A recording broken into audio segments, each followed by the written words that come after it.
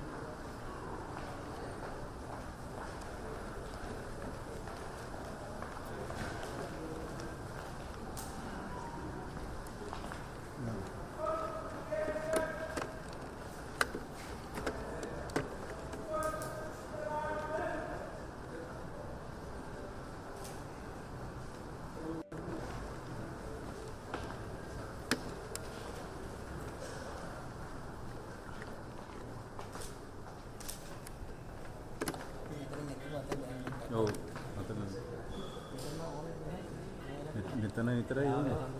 ඔව්.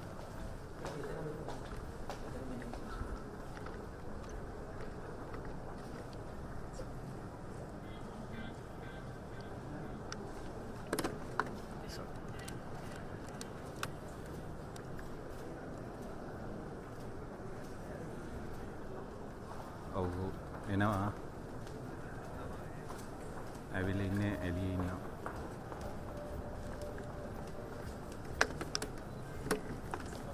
दागन है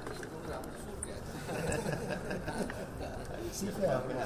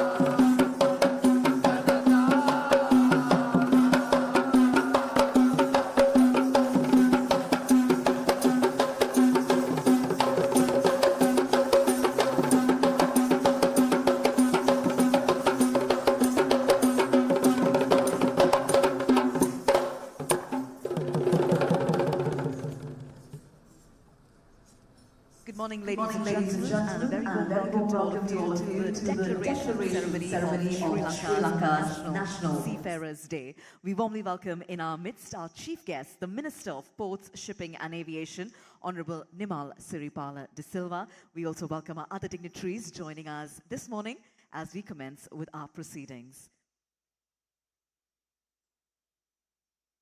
We invite you, ladies and gentlemen, to please take your seats.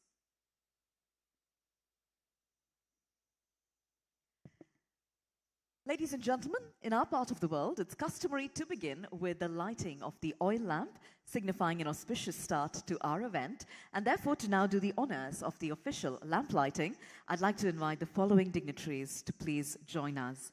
We'd like to be joined by our chief guest, Honorable Nimal Siripala de Silva, Minister of Ports, Shipping and Aviation, Honorable Douglas Devananda, Minister of Fisheries, Honorable Premalal Jayasekara, State Minister of Ports, Shipping and Aviation, Honorable Dr. Suren Raghavan, State Minister of Education. We'd also like to invite one head of mission representing the diplomats. We have Her Excellency Ho Thi Than Truc, the Ambassador of Vietnam.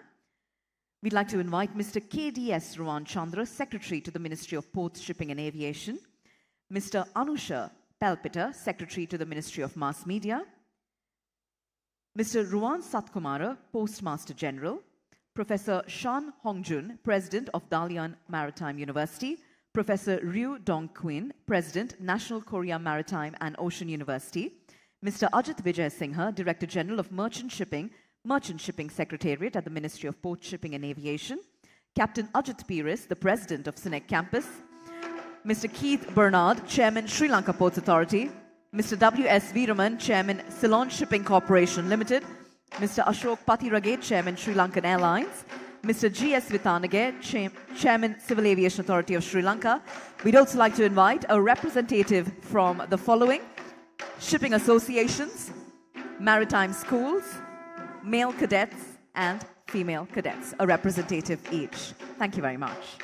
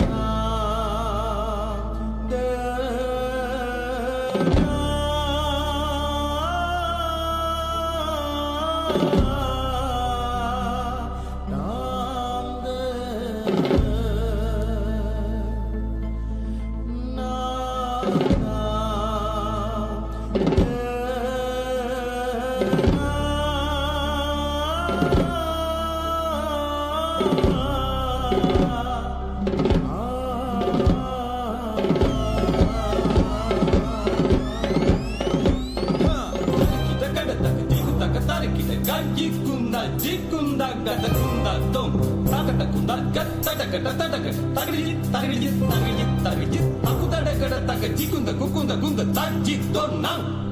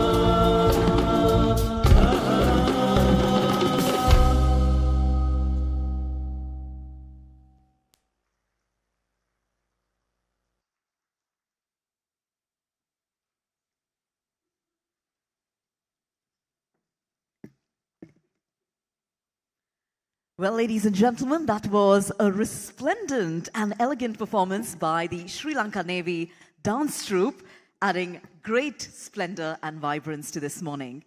On that note, good morning to all of you, distinguished guests, esteemed members of the seafaring community, ladies and gentlemen.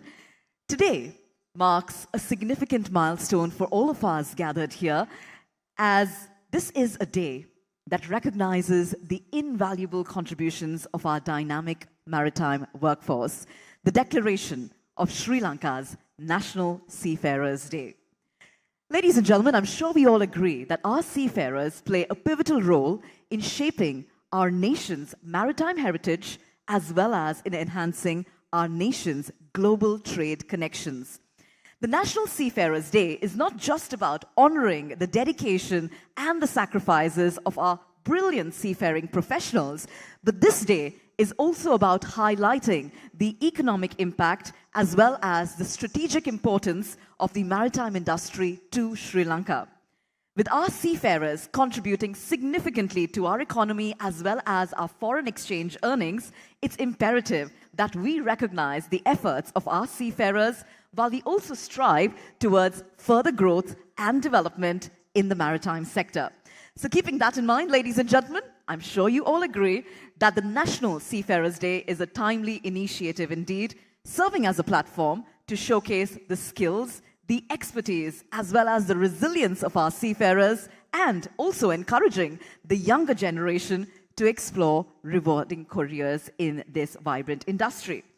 On that note, ladies and gentlemen, with a deep sense of appreciation to all of our seafaring professionals, we mark the historic declaration today of Sri Lanka's National Seafarers Day. And now, as we commence with our official proceedings, we'd like to begin with the formal welcome address. Ladies and gentlemen, to now deliver a few opening remarks, it's my pleasure to invite to the lectern the Secretary to the Ministry of Ports, Shipping and Aviation. Please put your hands together for Mr. K.D.S. Ruwan Chandra.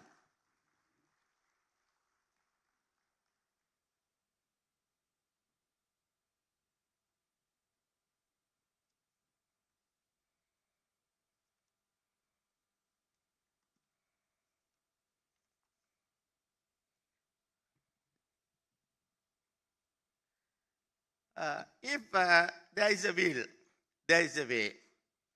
We have total commitment and willingness, and we have found the way forward. There is a new beginning, new journey with a new hope. Building capacity towards a sustainable maritime industry. That is our theme in this inaugural National Seafarers Day. Excellencies, distinguished guests, ladies and gentlemen, good morning to you all. I am indeed honored and privileged to welcome you all at this August gathering. On behalf of the organizing committee, let me warmly welcome our chief guest, Honorable Nimal Siripal Silva, Minister of Ports, Shipping and Aviation. Honorable Sir, your leadership, commitment and guidance have advanced the maritime sector to a greater heights. It is an honor to be graced by the presence of you. I respectfully welcome Honorable Douglas Devananda, Minister of Fisheries, for this August gathering. Your participation is invaluable, and there will be many collaborative efforts as well between our two ministries. Even though that Honorable Dr. Suren Raghavan is not at this moment, I believe that he will make it within a few minutes. And I welcome him as well, State Minister of Higher Education, representing the Honorable Minister of Education. Let me extend my honor and the gratitude as well to State Minister, Honorable Premalal Jayasekara. I believe that he is not at the moment, but he will be here in the shorter period. I am extremely pleased to welcome Mrs. Vasantha Pereira, Secretary to the Ministry of Education. Your timely support extended to include the learning experience in commercial shipping and maritime science to the school syllabus is greatly appreciated. I am delighted to welcome Your Excellency, High Commissioners, Ambassadors, Deputy High Commissioners, Deputy Ambassadors, representatives of missions based in Colombo, and attending this conference today. Your participation is a great value for us, and it is countless encourage to us as well. I am proud and fortunate to welcome Your Excellency Professor Shan Hong-jun, President, Dalian Maritime University in China, and his delegation as well. And Your Excellency Professor Ryo Dong-kyun, President, Korean Maritime and Ocean University, with his delegates. Their contribution to improve our maritime sector, as I understand, will be enormous. Thank you very much being here, coming all the way to Colombo, and being with us and sharing your thoughts as well. I am pleased to welcome Admiral Priyantha Pereira, Commander of Navy, Ruwan Satkumara, Postmaster General, Mr. Ajit Vijayasinghe, Director General of Merchant Shipping, Captain Ajit Piris, President, Sine Campus, Professor Prasad Setunga, Director General, National Institute of Education, Mr. Keith Bernard, Chairman, Sri Lanka Ports Authority, Mr. Vitanage, Chairman, Civil Aviation Authority, Mr. Ashok Patirage, Chairman, Sri Lankan Airlines, Mr. Veeraman, Chairman, Ceylon Shipping Corporation, and all distinguished invitees, all are part and parcel of this our journey, and you have contributed to make this event a success. And thank you very much taking your time as well for this August gathering. Let me warmly welcome all the enthusiastic presidents, chairpersons, and representatives of all registered organizations, including CASA and NUSS, all licensed colleges, principals, and lovely students from selected schools. Your participation is invaluable for us, and we believe that you will take this message forward in the future as well. On behalf of the organizing committee, I am pleased to welcome all the media partners, officials from the Ministry of Foreign Affairs, Sri Lanka Navy, Merchant Shipping Secretariat, Postal Department, Sri Lanka Ports Authority, SINEC Campus, and Ocean University as well. I am happy to welcome all the officials, additional secretaries, and other officials representing the Ministry of Port, Shipping and Aviation and Ministry of Education. And you are really gracing this conference today. I would like to welcome all distinguished invitees, well-wishers, and all the other invitees. Thank you so much coming here and gracing this occasion. My special welcome should go to Riya Admiralty Samarasinghe and Professor Lalit Edirisinghe, who were so much committed to make this event a memorable and success. Thank you so much. We all are here today to share our love and affectionate ourselves and to renew our relations physically, mentally, and emotionally. Let us get together for a better future. Robert Greene says, the future belongs to those who learn more skills and combine them in creative ways. We will try. Thank you so much.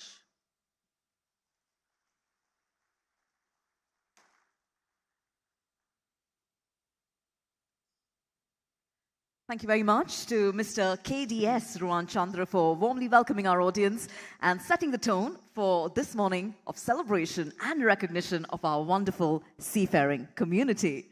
Ladies and gentlemen, with that, we have now reached a pivotal moment on the agenda. Yes, it is time for a significant and historic event, the official declaration of Sri Lanka's National Seafarers Day. Now, this momentous occasion that we will recognize on stage highlights our nation's commitment to honoring the invaluable contributions of our seafarers. So, to now do the honors of the official declaration of this important day, may I please invite on stage our chief guest, the Minister of Ports, Shipping and Aviation, Honorable Nimal Siripala de Silva, accompanied by the Secretary to the Ministry of Ports, Shipping and Aviation, Mr. KDS Ruan Chandra. We invite you very warmly to now join us up on stage as we will officially now witness the declaration of Sri Lanka's National Seafarers Day. As our Honorable Minister joins us up, we invite him to now do the honors of pressing the screen. So if you could just place your palm on the screen.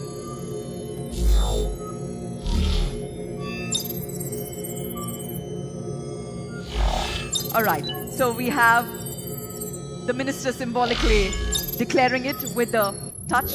Yes, all right. And with that, the minister has raised his hands.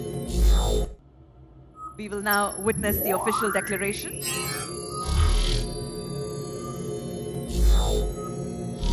Thank you very much, sir.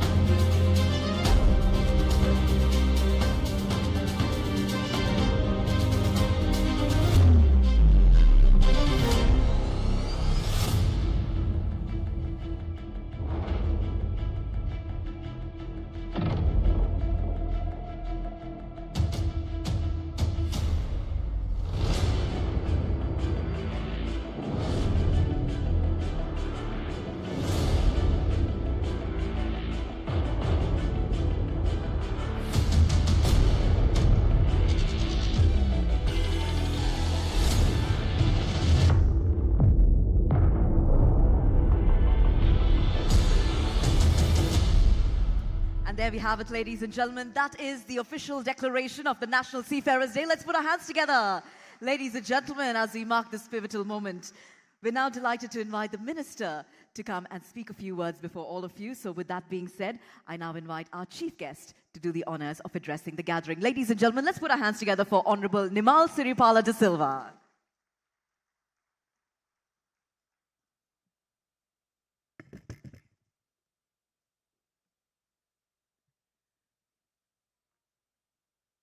The declaration as National Seafarers Day.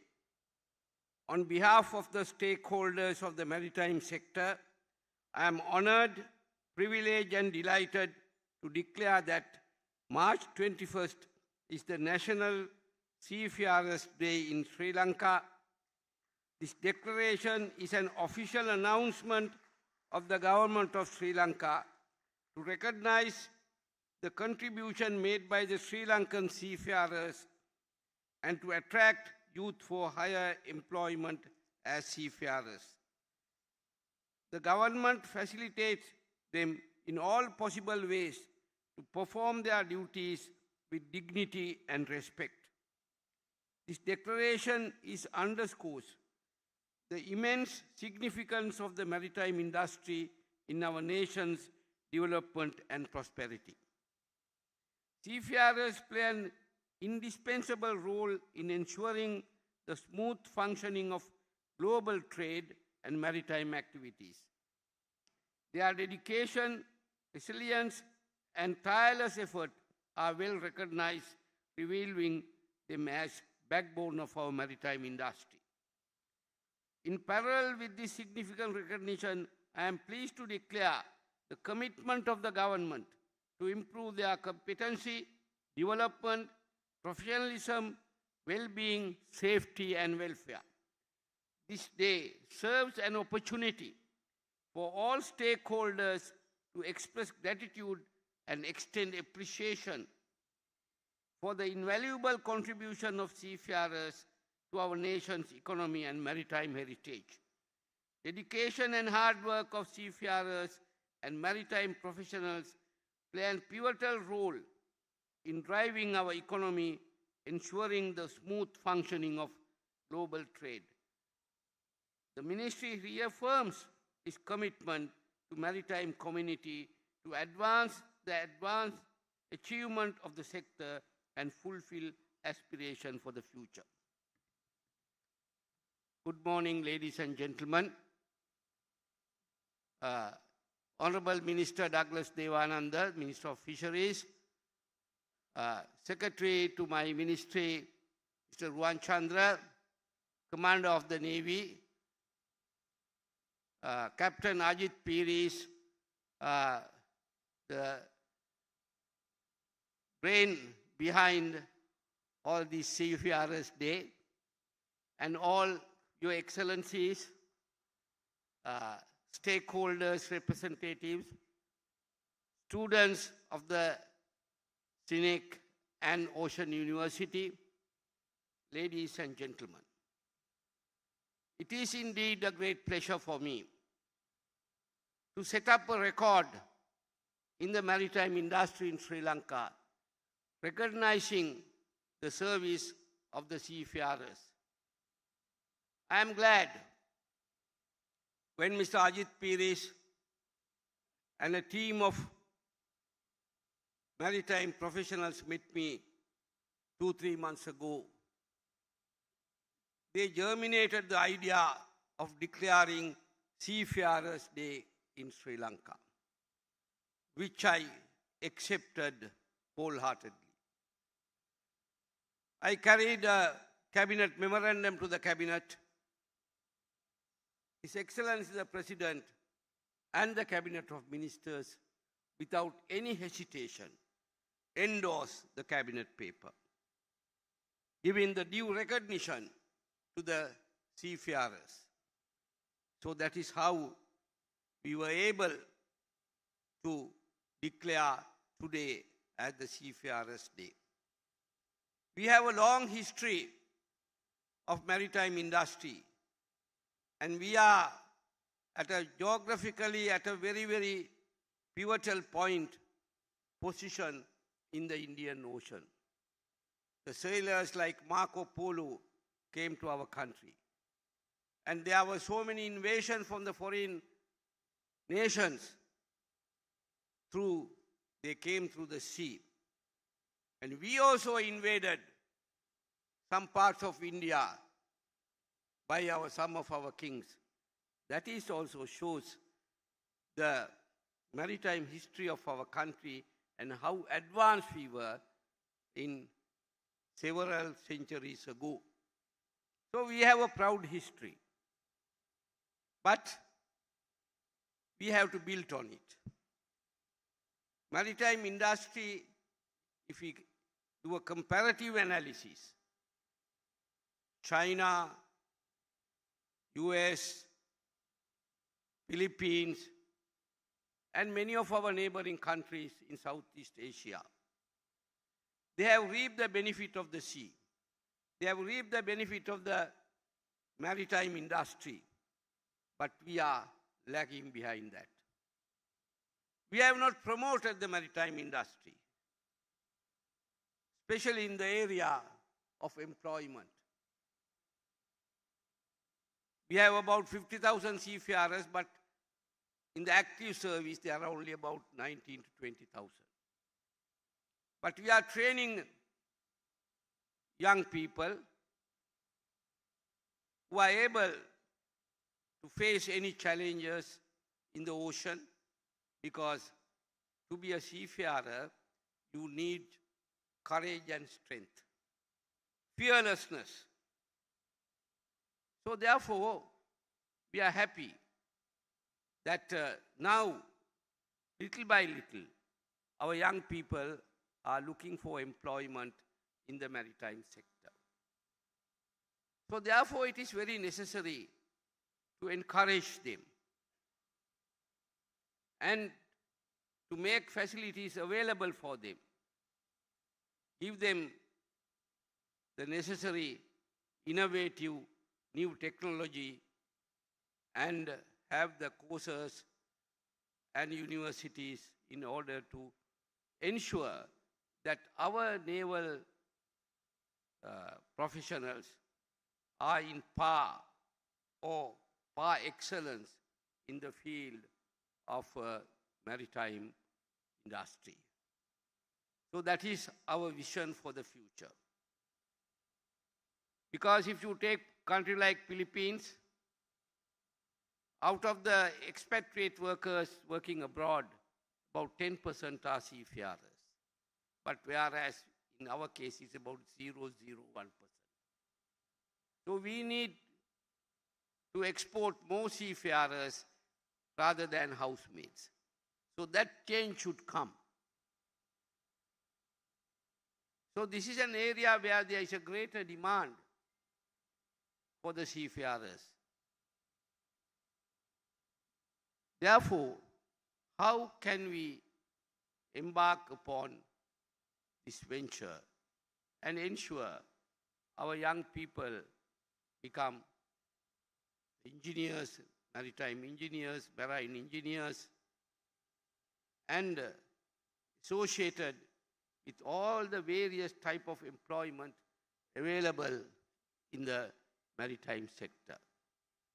So we are not, our government universities, we have failed to address this issue.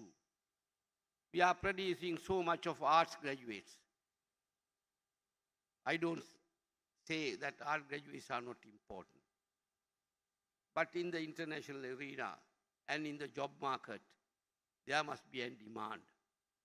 So we must cater to the supply and demand situation if we are economically viable in our activities.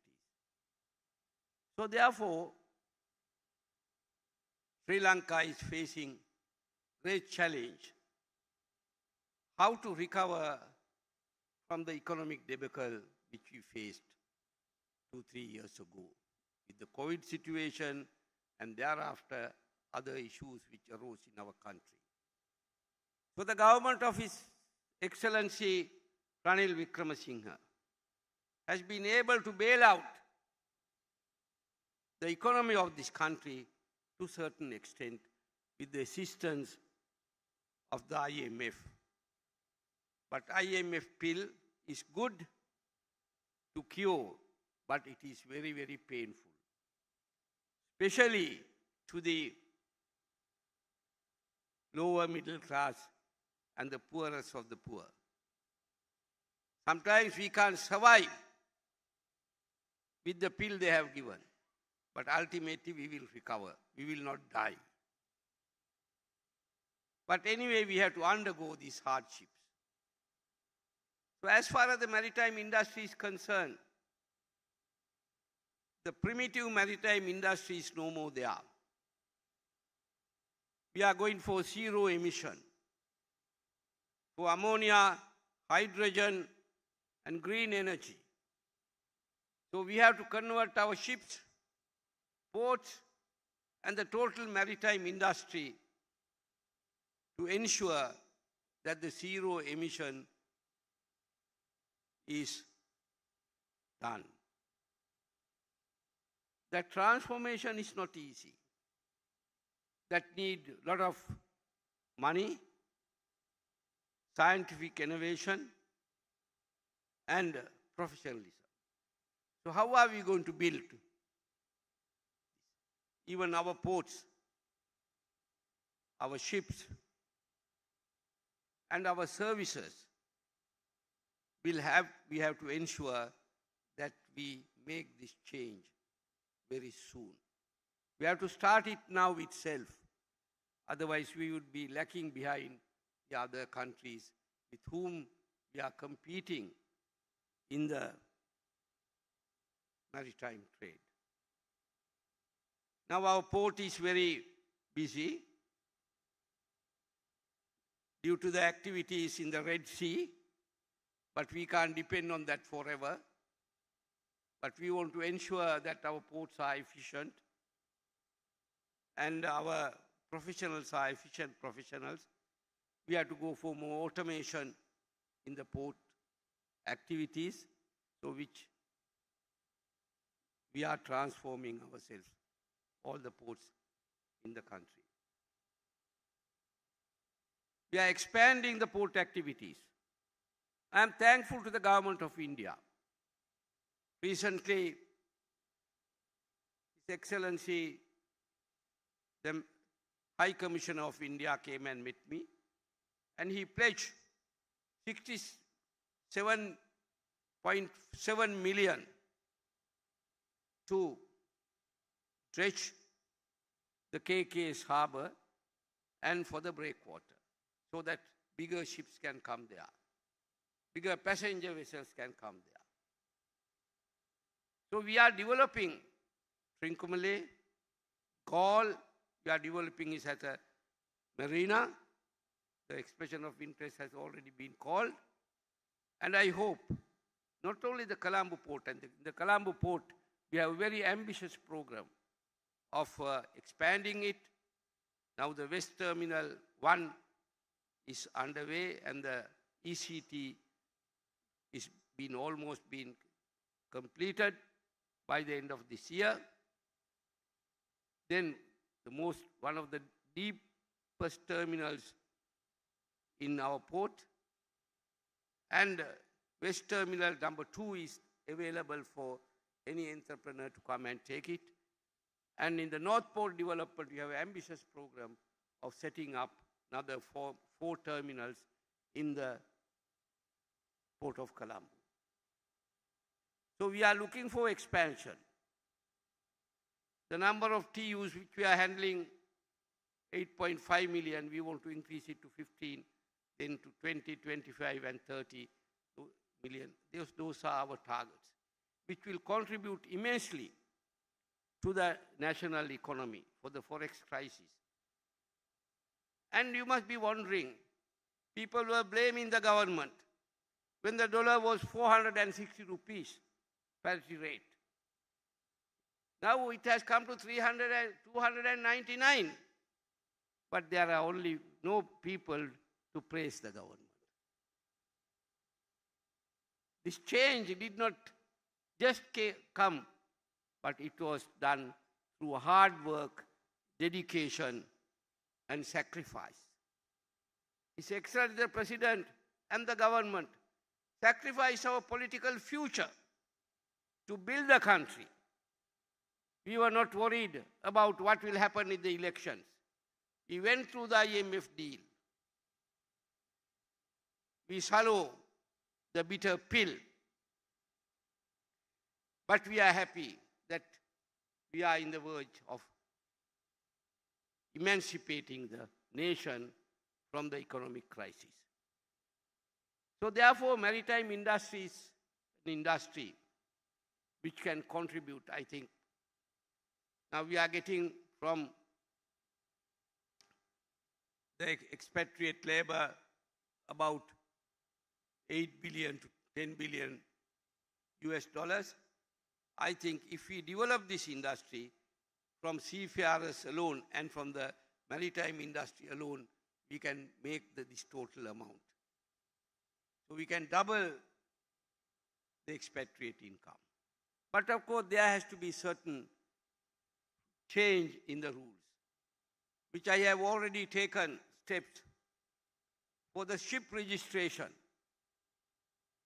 we had been unable to attract more and more ships to be registered in Sri Lanka, whereas in many other countries they have attracted. So we are going to liberalize it. We are going to employ the private sector for that. We can't keep everything in the government and run an economy. We must make our economy more vibrant. So therefore, that is another area. One of the obstacles in training seafarers is that we don't have the necessary number of ships owned by us. We have only 2 ships in the shipping corporation. But it's very difficult to get a slot from foreign ship owners. So we have to enter into a dialogue with them. If they really want to help Sri Lanka, they should help the training of our youth in their ships.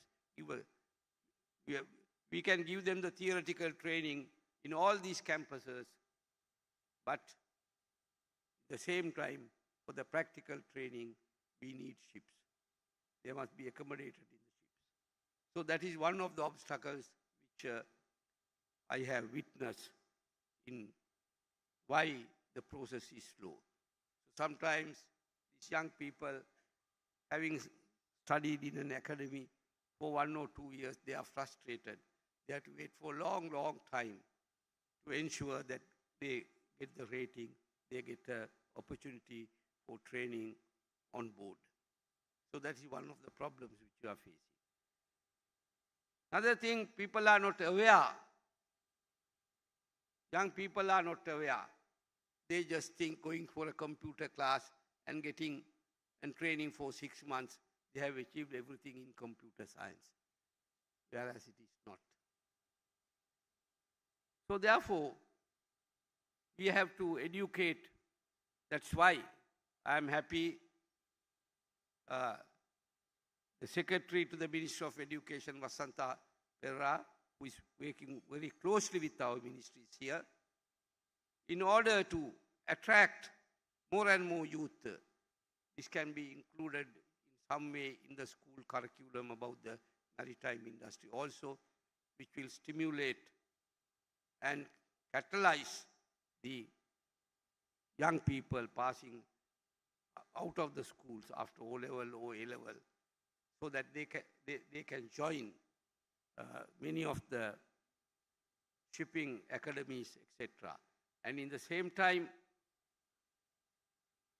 in our universities, we should have more engineering and other courses related to maritime industry also.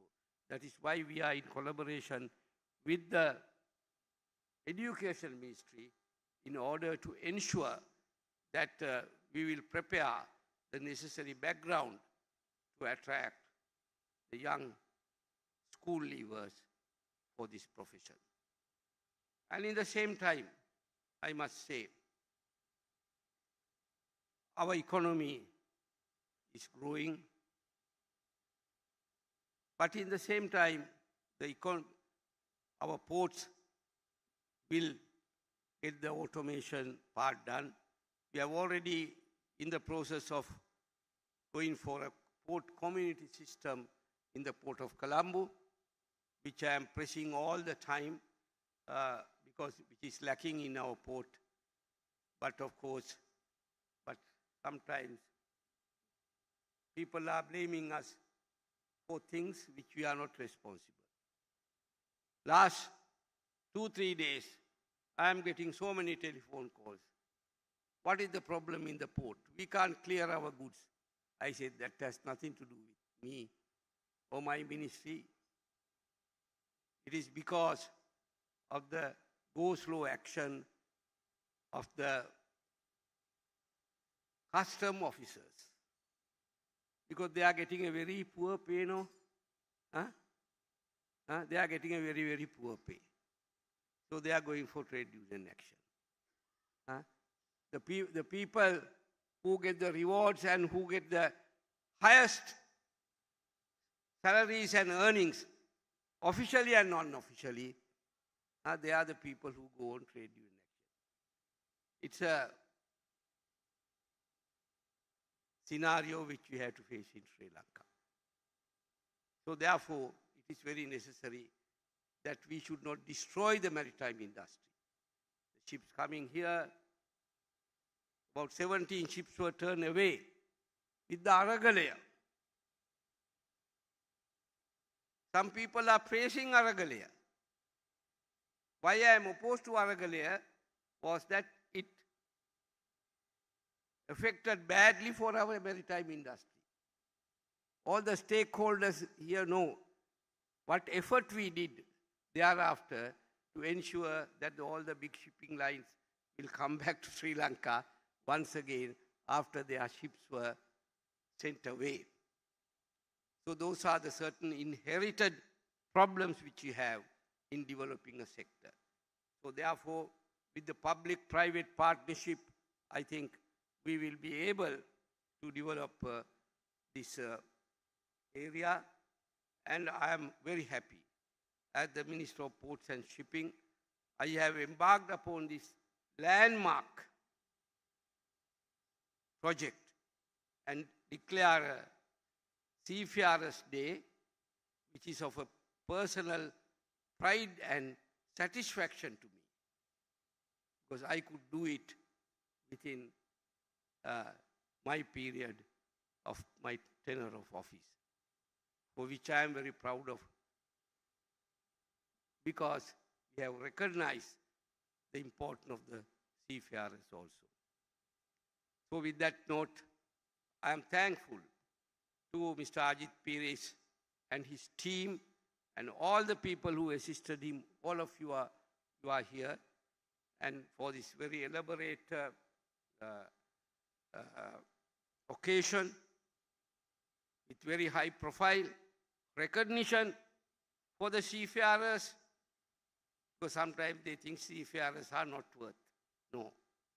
Now we have recognized them in a very respectable manner. So that is what is needed. අද දින වෙළඳ වෘත්තීය වෙළඳ නාවිකයන්ගේ දිනේ වශයෙන් ශ්‍රී ලංකා රජය මගින් ප්‍රකාශයට පත් කරලා තියෙනවා. දීර්ඝ කාලීන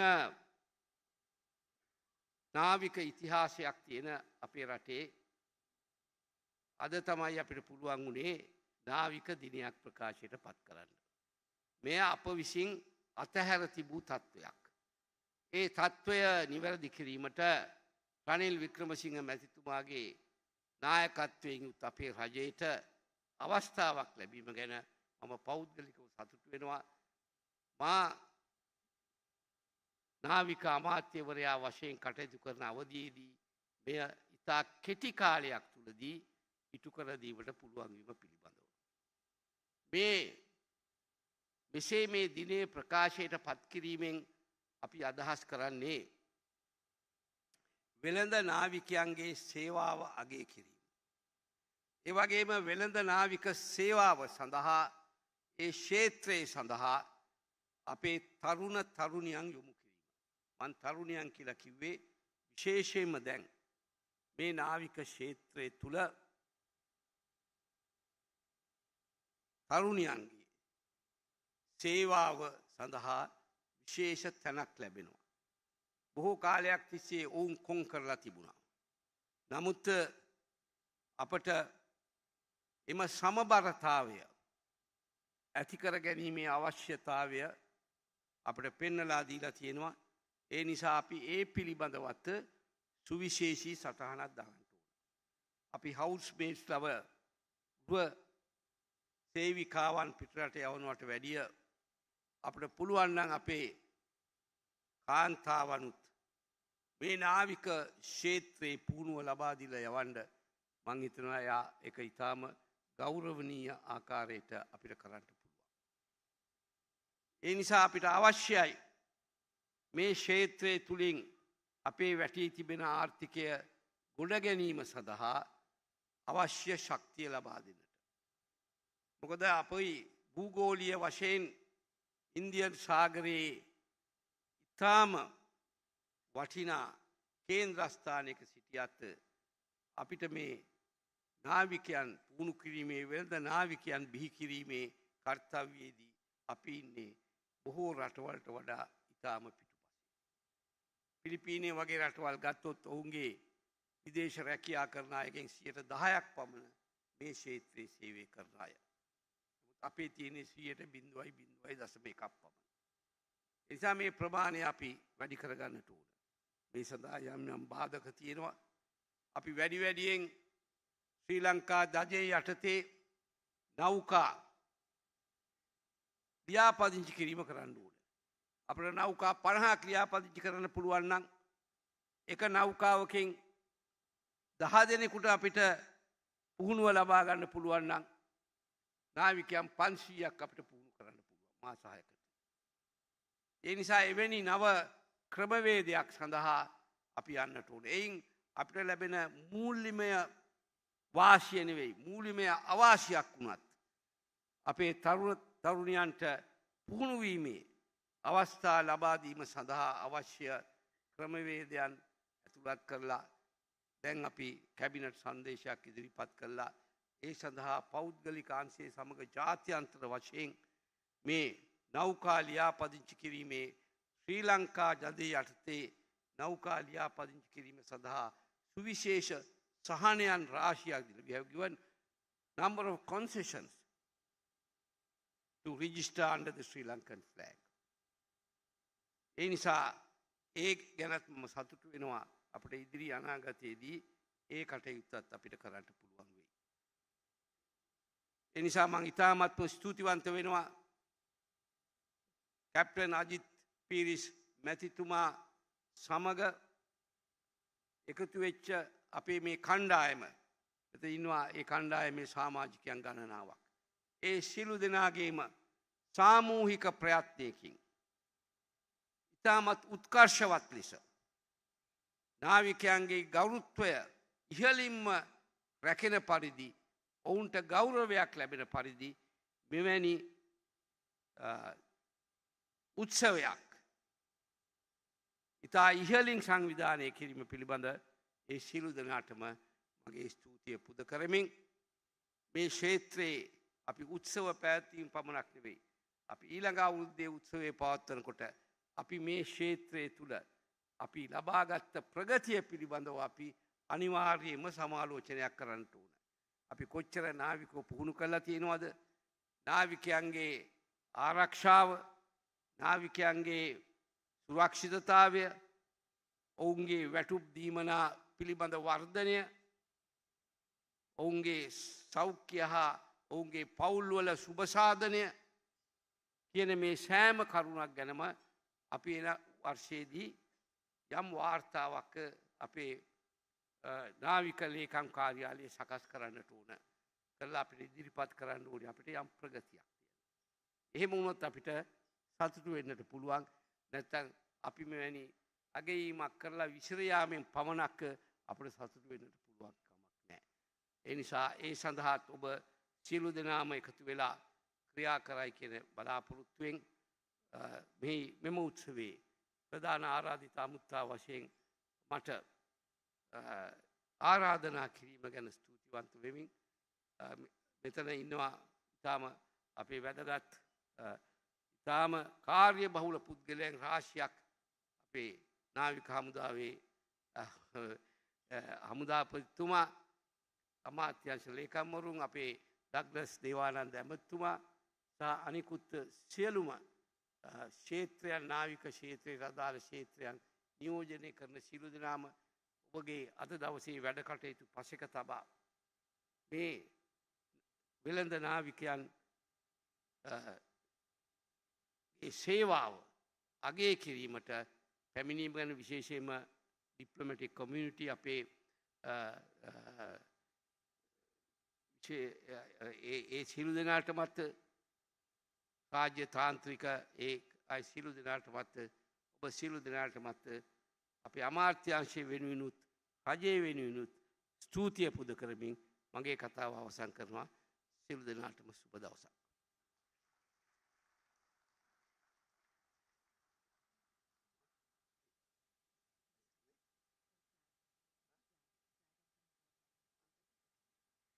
We say thank you very much to our Honourable Minister for sharing his message with us, and we invite the Minister to please remain on stage because we have something special that we would like our Honourable Minister to witness.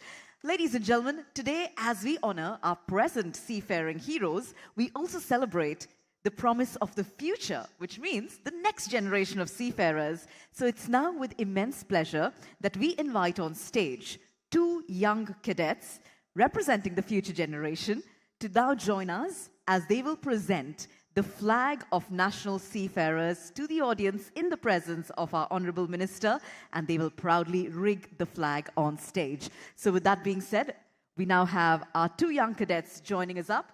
This is the flag of the national seafarers representing the dedication, courage and commitment of our seafaring community, and this flag is a symbol of our nation's pride in our maritime heritage.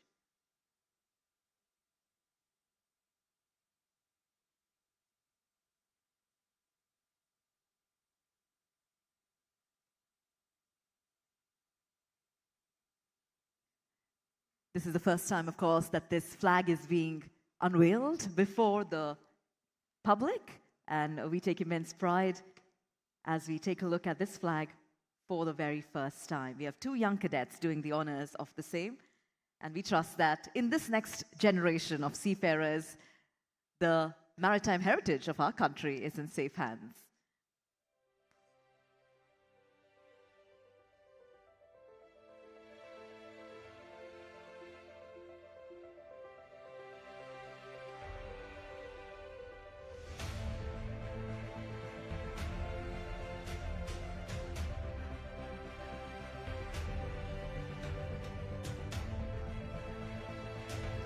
And there we have it, ladies and gentlemen. This is the flag of National Seafarers. Let's put our hands together as we mark this special moment.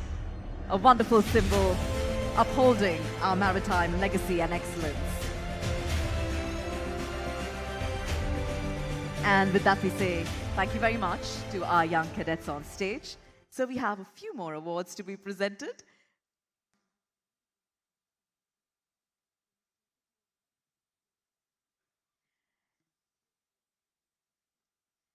Ladies and gentlemen, we now come to yet another moment of great significance in our agenda as we officially felicitate excellence in service within the maritime sector.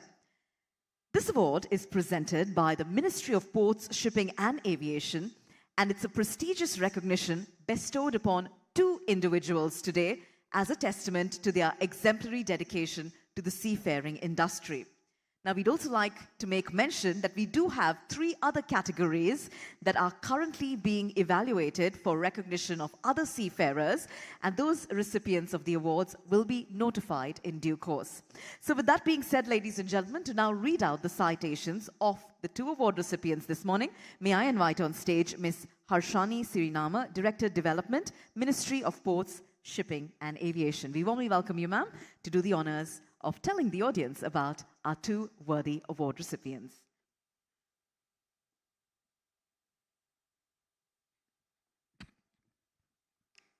In recognition of the contribution of the seafaring industry, Captain Ajit Piris.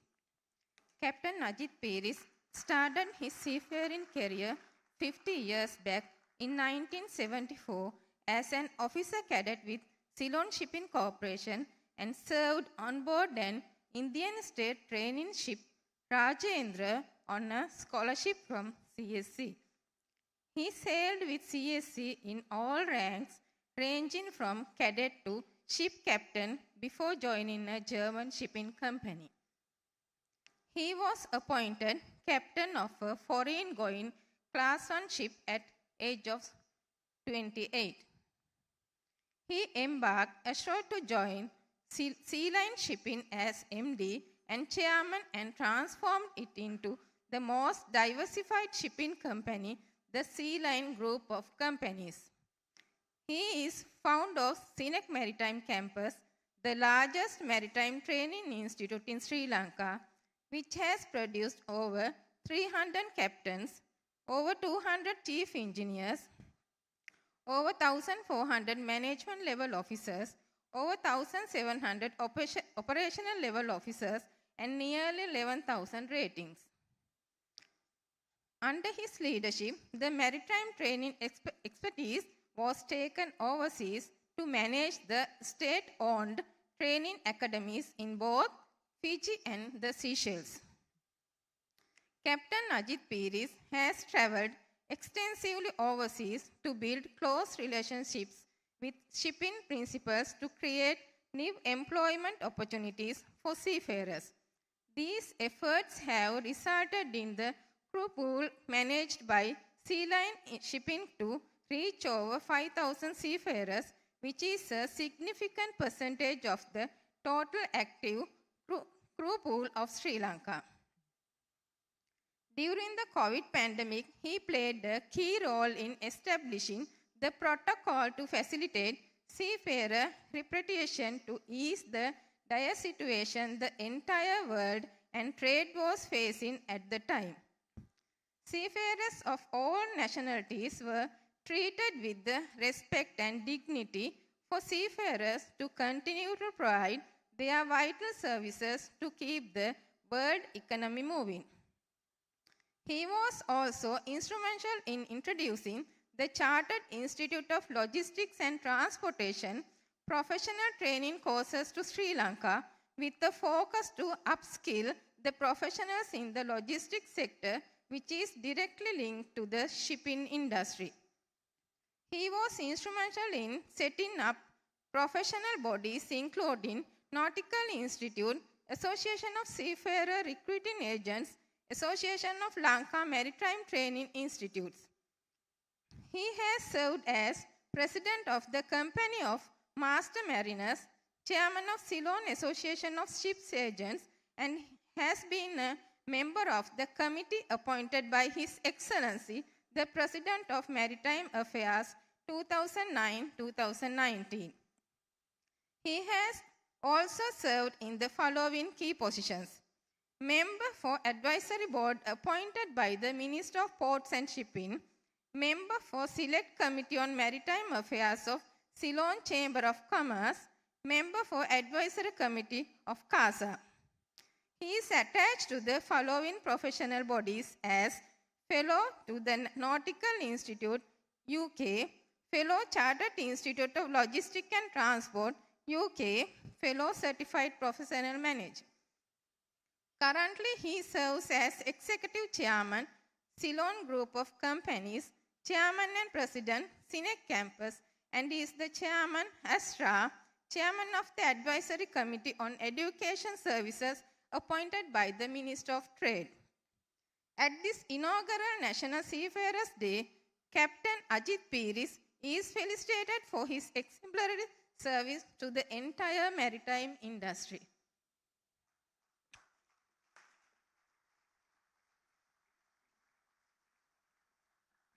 As we now invite the award recipient to join us up, we'd also like to invite Honorable Douglas Devananda, Minister of Fisheries, Honorable Dr. Suren Raghavan, State Minister of Education, Mr. KDS Ruwan Chandra, Secretary to the Ministry of Ports, Shipping and Aviation, to please join the presentation party as we honor our deserving award recipient. Ladies and gentlemen, our first award recipient this morning, Captain Ajit Pires. We warmly welcome him to join us up. Let's put our hands together, ladies and gentlemen, as we recognize Captain Ajit Pires' exemplary service to the seafaring industry.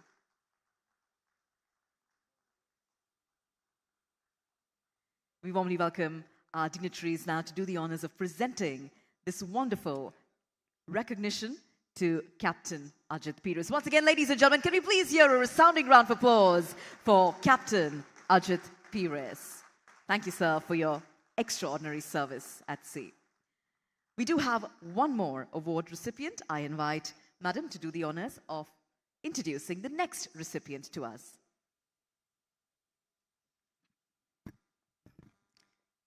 In recognition of the extraordinary contribution to the seafaring industry, Dr. Leslie Hemachandra. Dr. Leslie Hemachandra, Marine Chief Engineer, IMO Consultant, Marine Consultant, has served the industry for over 55 years. He started as a special apprentice at Colombo Port Commission in 1969 and sailed with the Ceylon Shipping Corporation as a junior engineer and reached up to a chief engineer on obtaining his Marine Chief Engineer qualification from the United Kingdom. He went on to become the technical superintendent with CSC. Dr. Leslie Hemachandra then joined the Maritime Administration of Sri Lanka, where he functioned as the examiner of engineers and chief examiner for engineers for 20 years on an honorary basis. He was instrumental in conducting examinations for second engineer and chief engineer for marine engineers in Sri Lanka. He played a key role in obtaining recognition of Sri Lankan certification by the UK Maritime Administration. He went on to be the Director, Chief Executive Officer of Loves Maritime and was also the founder CEO of Loves Maritime Services, where he was involved in ship acquisitions and contributed to both in increasing the Sri Lankan ships registry and creating employment opportunities for seafarers.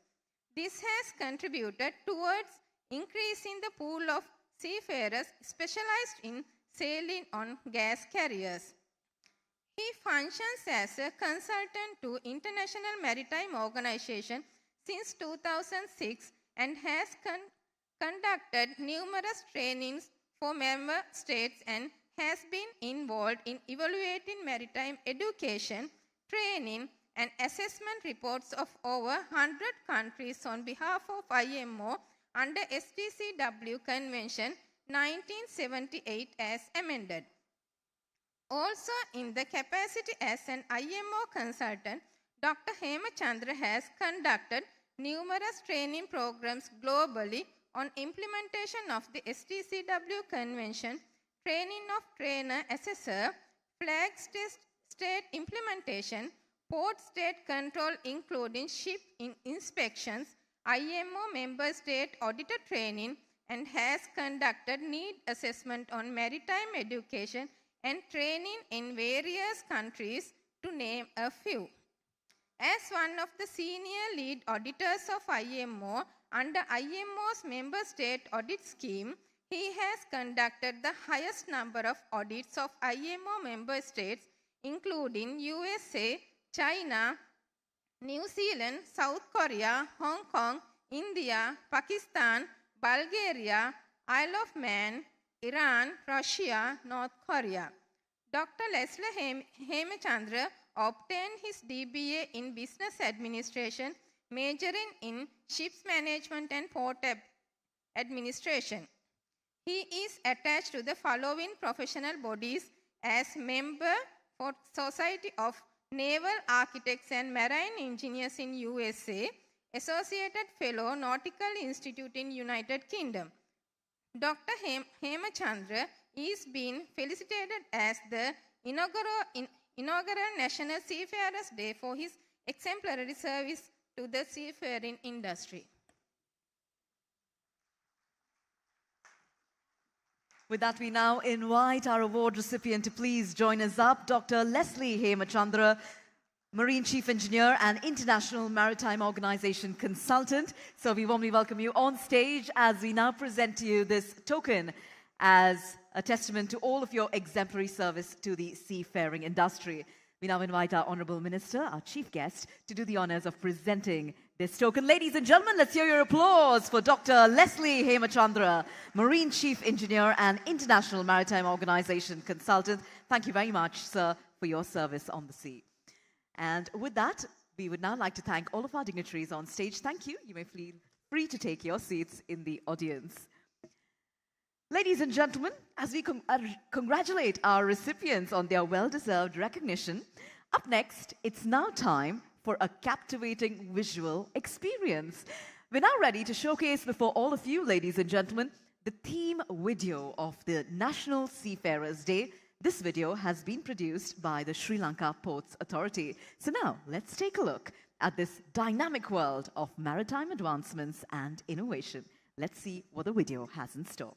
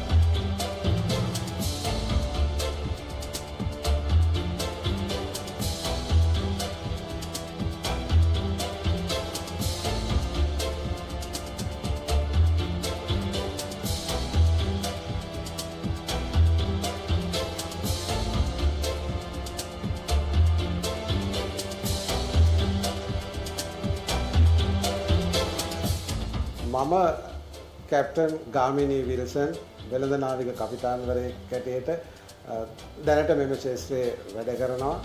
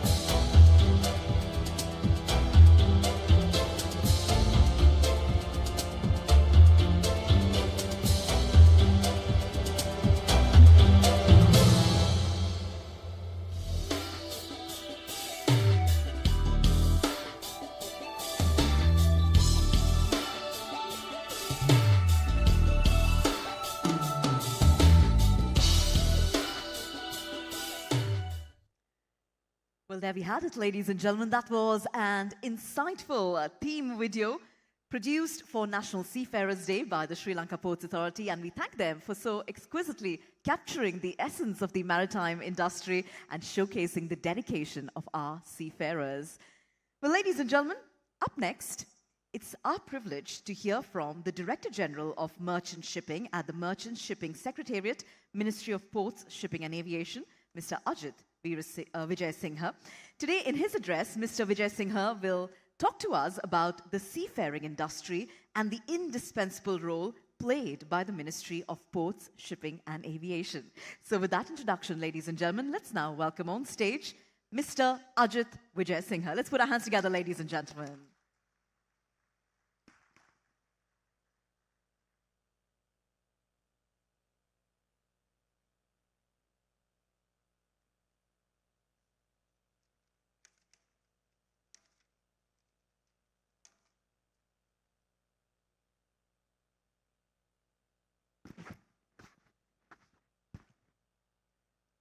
Good morning. The Minister of Ports, Shipping and Aviation, Nimal Siripad Silva, the Honorable Minister of State Minister of Education, Mr. Raghuvan, and Excellencies from embassies and high commissions, distinguished guests, and all fellow seafarers. Being a seafarer, it is an honor to stand before you today on this memorable occasion as we gather to celebrate the inaugural National Seafarers Day here in Sri Lanka. We have embarked on this journey to honor and recognize the pivotal role of maritime industry. I am deeply humbled to address you as the Director General of Merchant Shipping, the main wing of the maritime affairs of the Ministry of Port, Shipping and Aviation in Sri Lanka.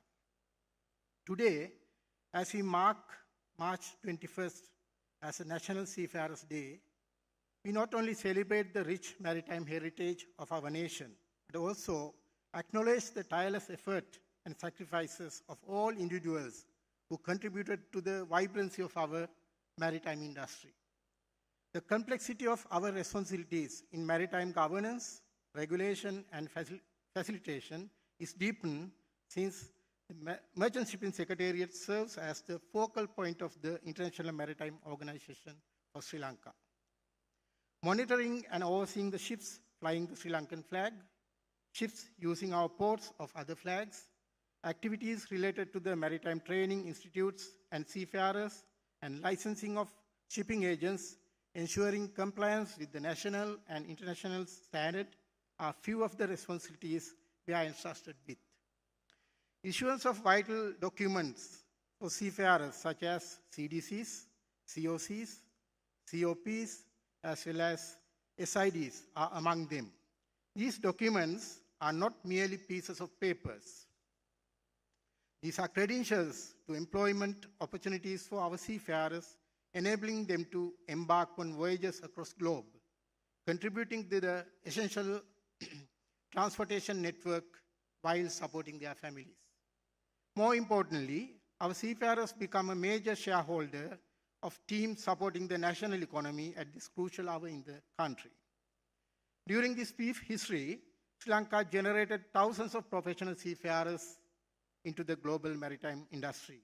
At present, approximately 16,000 Sri Lankan seafarers actively engage on global fleet under various capacities.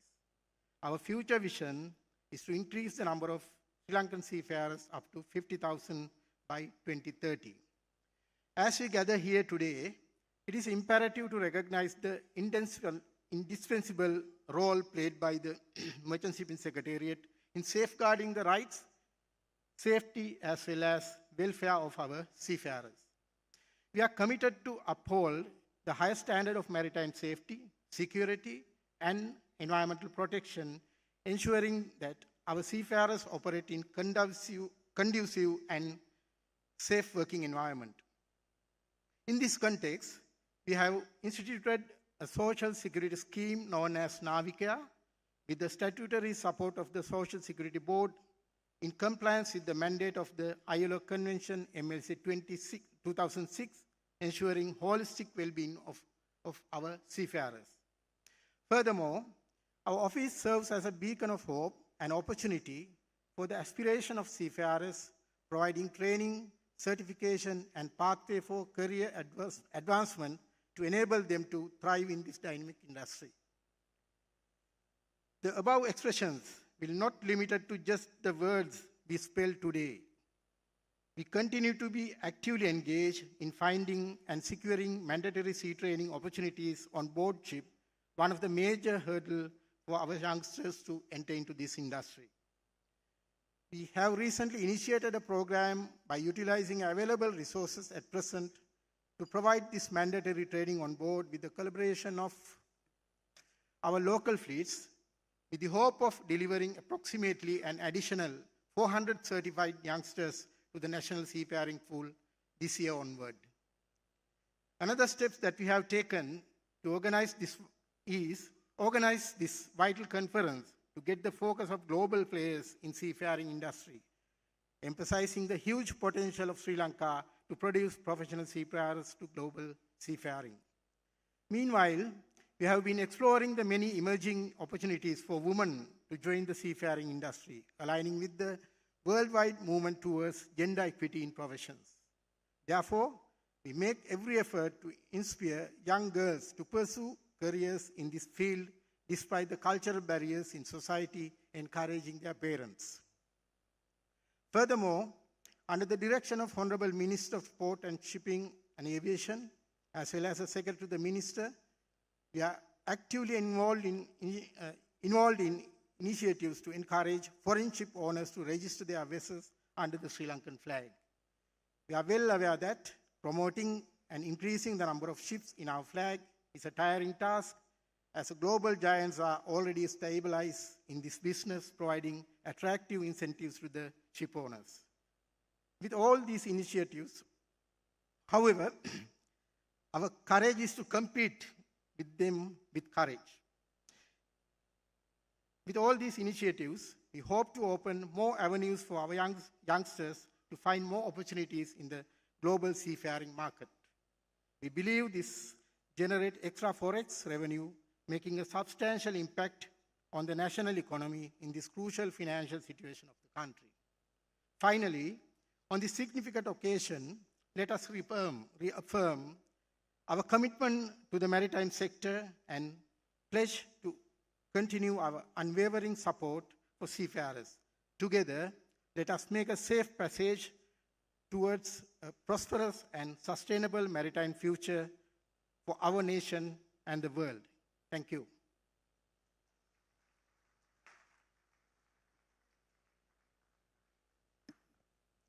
Thank you very much to Mr. Ajit Vijay for sharing your valuable insights and highlighting the crucial role of the ministry in supporting and advancing the seafaring industry in Sri Lanka.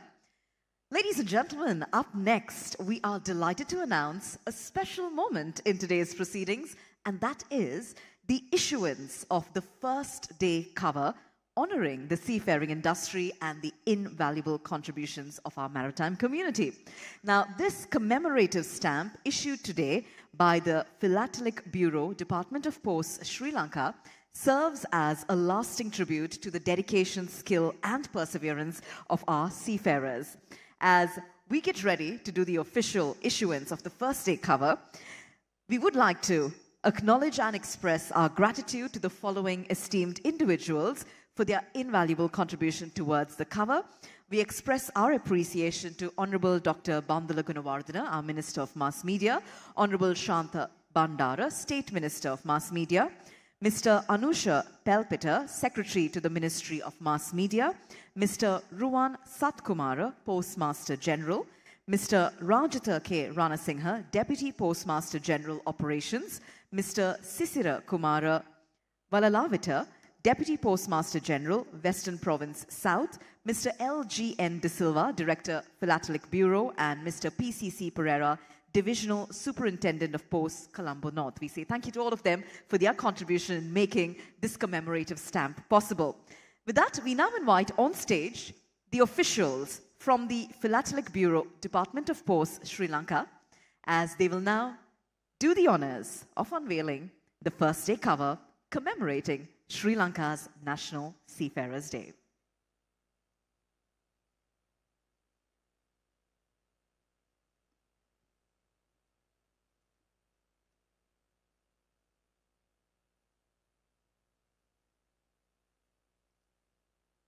We're now witnessing the officials from the Philatelic Bureau doing the honours of stamping the first day cover. This is a very special stamp commemorating National Seafarers Day. As you can see, it's right there on screen. We will now officially be presenting these to our dignitaries who are seated in the audience.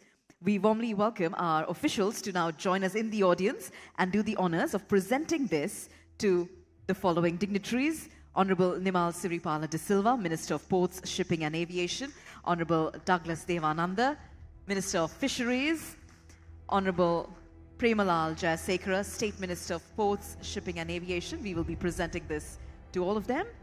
Honourable Dr. Suren Raghavan as well, State Minister of Education. Vice Admiral Priyantha Pereira, Commander of the Sri Lanka Navy. We also invite Professor Shan Hongjun, President of Dalian Maritime University. Professor Ryu Dong Quinn, President, National Korea Maritime and Ocean University. Mr. KDS Ruan Chandra, Secretary to the Ministry of Ports, Shipping and Aviation. And Mr. Ajit Vijay Singha, Director General of Merchant Shipping Secretariat, Ministry of Ports, Shipping and Aviation. Our officials are now doing the honours of presenting the first day cover to our dignitaries.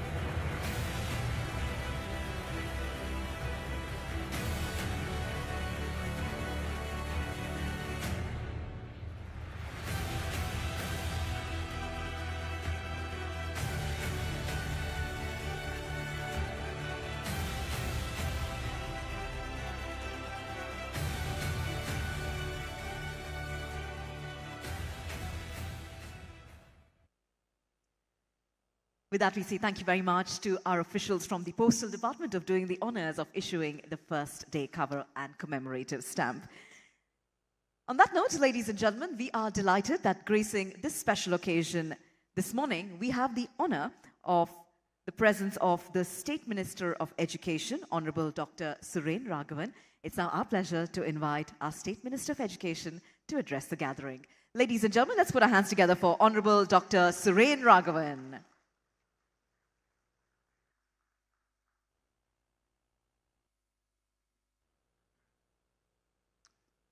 Honourable Minister, my senior party deputy chair, and one way a guru in parliament to all of us. I'm a first-time parliamentarian, but I think he's in the parliament for the last 40 years or so. So, sir, it's a privilege to be with you this morning to defend democracy and to develop this land. Minister Secretary and all the other dignitaries, including my dear friend Ajit, congratulations in your achievements. I came to politics from an academic background, so I have this habit of speaking too long, so you have to wait for me. No, I'm given 5 minutes, but I think I'm going to finish it in 3 minutes. Okay, it's a very busy day. We Sri Lankans are very good at talking and having meetings, long meetings, but at the end of the day, we know our results are not up to the long meetings. I will leave only 2 thoughts with you this morning, particularly those who are like ceremonially, those young people who should be in the front are now even here seated in the last rows. Maugolanta kata karanne.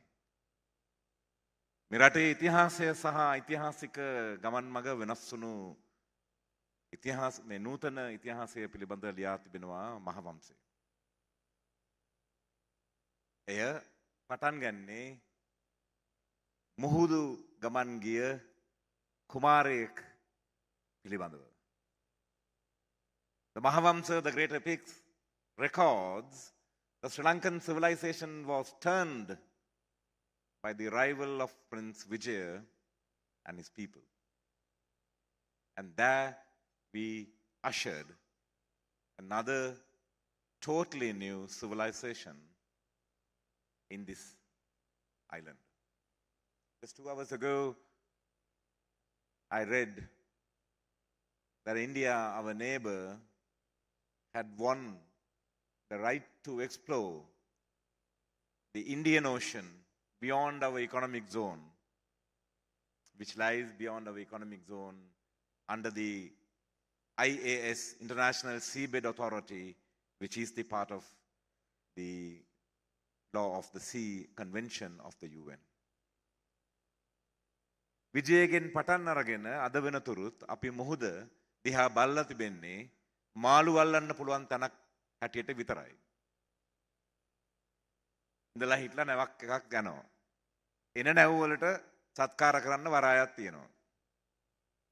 ඒක තමයි අපේ අමාත්‍යාංශයේ දීවර අමාත්‍යාංශය කියලා අපි නම් කරගෙන තිබෙන්නේ. Why is it called fisheries industry, ministry? Honorable Sir, I would ask, we should call it Oceanic Resources Ministry. Fish is only one part of it. And down as we are talking here, the geopolitics in this country and this world, in this region, is taking over, and Indian Ocean is becoming so important, not only in maritime journeys, but strategic, importantly, resource mining. This report that I read about 1 hour ago says that Indian explorers have found at least over 100 metric tons of platinum in their first discovery in the Indian Ocean. I think rightfully, we Sri Lankan also should make a claim, should make an effort with our friends to what is rightly deserving to this nation and its future children who are seated in the back row. මගේ පළවෙනි point එක ඒකයි. විජයගේ සිට අද දක්වා අපි මුහුද දිහා බලාගෙන ඉන්නේ වෙනත් විදිහකට. සිංගප්පූරුව අද රටක් වෙලා තිබෙන්නේ ඔක්ස්ෆර්ඩ් විශ්වවිද්‍යාලයට ගිය ලලිත් රත්නපුරි මහත්මයා සිංගප්පූරුවට ගිහිල්ලා වරාය තුලින් ගොඩනගන්න පුළුවන් ආර්ථිකයක් තිබෙනවා බව එයාට පෙන්නපු නිසා. Late Honorable Lalit Athiratmudali, who was an Oxfordian and with a degree of maritime law, went to Singapore and advised the Singapore government that Singapore state can be a different, altogether state if they only focus on their port and start a maritime economy, which they did. Last week, I had the privilege of speaking to the foreign minister over the phone, Honorable Vivian Balendran, and he says, while they are planning to celebrate the 100th independence of Singapore, Lalit Athiratmudali will have a golden chapter because he who gave the idea. But here in this country, Lalit was a son of our own soil, but we haven't tapped. My second point is, therefore, Vijaya came with, according to Mahavamsa, 700 people. 2035, on 10 years' time, I want you and all of us to send out to the world at least 70,000 seafarers from Sri Lanka, well-trained, who will tap the global economy of 27 trillion blue economy that is presently calculated. Captain Ajit, are you ready? 700ක් ඇවිල්ලා මේ දේශයේ ඉරණමත් ඉතිහාසයක් ශිෂ්ටාචාරයක් වෙනස් කරන්නට පුළුවන් වුණා නම් 2030 වෙද්දී අපි අදිටන් කරගමු. අවම වශයෙන් 70,000ක් අපේ නාවික පරපුර අපි ලෝකයට යවා අලුත් ශ්‍රී ලංකාවක් ගොඩනගන මේ ගමනේ අපි පැහැදිලි පංගුකාරයන් වන්නට හැකි කියන අදිෂ්ඨානය අපි අද දරාගමු. මන්දයත් අපට ඇත්තේ ඒක පෘථිවියයි. ඒ පෘථිවියට ඇත්තේ එකම ශ්‍රී ලංකාවයි. ඒ ශ්‍රී ලංකාව ඔබෙත් මගෙත් සදාදරණීය කිසිදා නොපරදින අභිමාන වූත් අපේ ජන්ම භූමියයි. ස්තුතියි.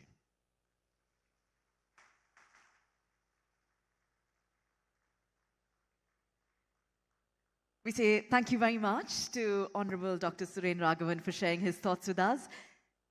We would now like to invite our Honorable State Minister back on stage because we have a very important milestone that we would like you to witness. So, sir, if you could please join us back. We'd also like Captain Ajit Peiris, the President of SINEC Campus, to please accompany our Honorable State Minister of Education on stage.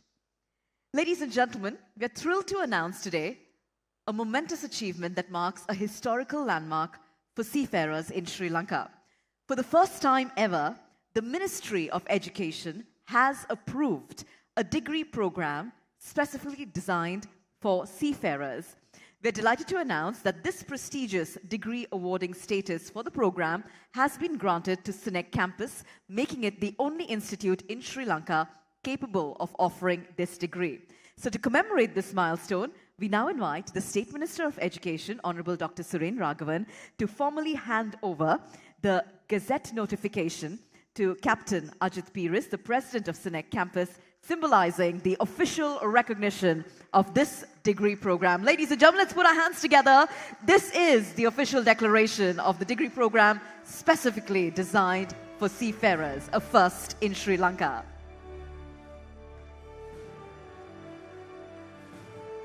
With that, we say thank you very much to our State Minister of Education for joining us. Thank you, sir.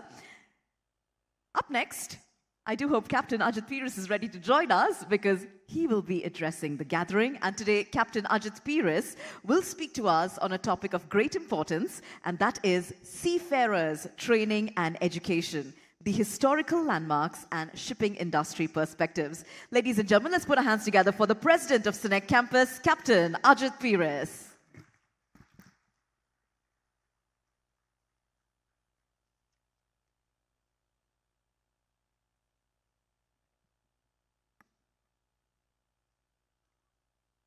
Good morning. Honorable Nimal Siripal de Silva, the Minister for Ports, Shipping and Aviation, Secretary, Ports, Shipping and Aviation, Mr. Ruan Chandra, and rest of the government officials, the Commander of the Navy, Excellencies representing foreign missions, distinguished invitees, my dear seafarers, and my dear students. It's my great pleasure to address you this morning at an event of very significant importance in this country, that is declaring and celebrating the National Seafarers Day. I would like to thank the Honorable Minister and the Secretary and the Ministry for giving this recognition to all the seafarers of Sri Lanka by declaring a national day, National Seafarers Day. My topic is historical landmarks of education and training seafaring in Sri Lanka. But before that, I would like to inform you in general the scenario with regard to seafarers and connected education and training for seafarers. Who is a seafarer? In short, seafarer is a person who works on a ship. And what sort of importance a seafarer plays in the world economy and in Sri Lanka's context. Have we given enough recognition to the seafarers, not only in Sri Lanka? Today, of course, I'm very happy some recognition is given, but in the world, have we given the due recognition for seafarers? The importance of seafarers to get the world economy ticking is not measured or not recognized by any other countries or the governments. The world economy is directly connected to the world trade.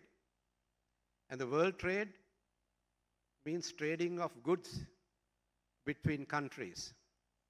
And 80% of those goods trading between countries are carried by ships, and the ships are manned and safely navigated and safely delivered the goods, but by none other than seafarers.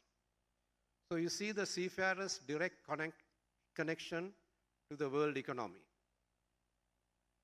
Have any of those government personnel or countries, have they given that due recognition to seafarers? I think no. I think they have been playing a very silent role even during the COVID time, even during the economic crisis we had. We were waiting for the ships to come in. And who brought those ships? The seafarers. And who ran those ships during the COVID time to keep the people alive and keep going? Seafarers. So, ladies and gentlemen, I want to emphasize the fact that seafarers play a major role in our lives and also in the world to keep the world economy ticking. There are approximately 1.6 million seafarers in the world. And how much we have? As DG said, actively only 16,000. We have a population of 22 million. And we are an island nation. We have the sea right round. But have you exploited, have you made use of that scenario? Unfortunately, no.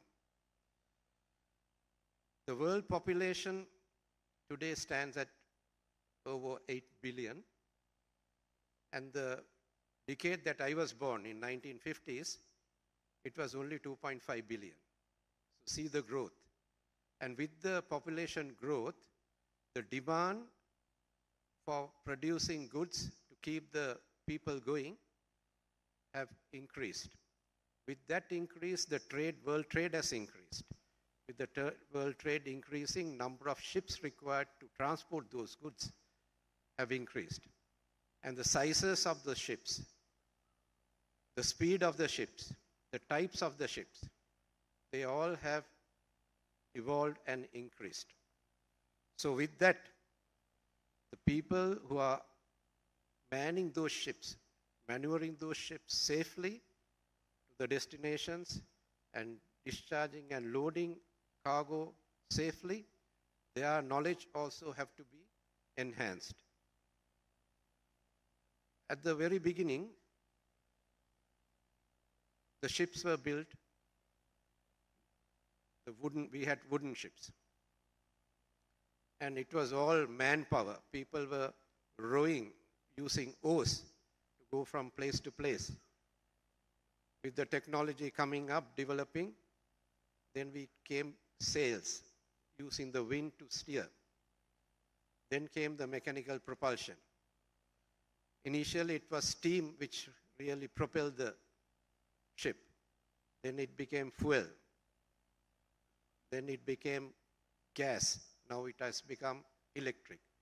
So with the awareness of the environment protection, I think the technology also evolved, and also the type of ships, the sizes of the ship, everything has increased. So in order to man those ships safely, we need all the seafarers to be properly educated. In order to have a safe waters, so safely navigate, because if each country, if they decide to have their own rules and regulation, we will have a problem out at sea in the international waters. So the International Maritime Organization intervened and introduced a minimum standard of training and education to all the seafarers plying in the international waters. This is for ensuring a safe passage of all the people who are sailing on ships. So with this background, I will now come into the Sri Lankan scenario. Like the speakers mentioned earlier, Sri Lanka also has a maritime history. Our history reveals that during the time of our kings ruling the country, we had ships transporting goods to neighboring countries. I think the minister mentioned we not only traded, but also he was mentioning that we invaded part of India. All this time I was aware that nations like British, Portugal, Spain, French, those are the people who invaded countries. For the first time, I heard, sir, that Sri Lankan also have invaded part of India. So that's the history we have. But since then, what has happened up to late 1960s? Basically, no maritime industry, or our maritime industry has not evolved or not improved. I think during the 1960s, there were lots of ships which came to the port of Colombo. Those are Greek ships and Maldivian ships. If somebody was interested in joining a ship, I think through their personal contacts, they were joining those ships. So that was how the seafaring happened in Sri Lanka prior to 1970. Then also there was a slot for 3 Sri Lankans to be trained on the Indian training ship called training ship Dufferin. Later on, it's called Rajendra, where I also had the privilege of being trained there on a scholarship by the Ceylon Shipping Corporation. So that was the only places available until the birth of Ceylon Shipping Corporation in 1970. So with the incorporation and birth of Ceylon Shipping Corporation, the seafaring became little more popular among the Sri Lankans. Earlier, I think very few people in the coastal area, or I should say people who are not Buddhist, who are on other religions, were inclined to join a ship.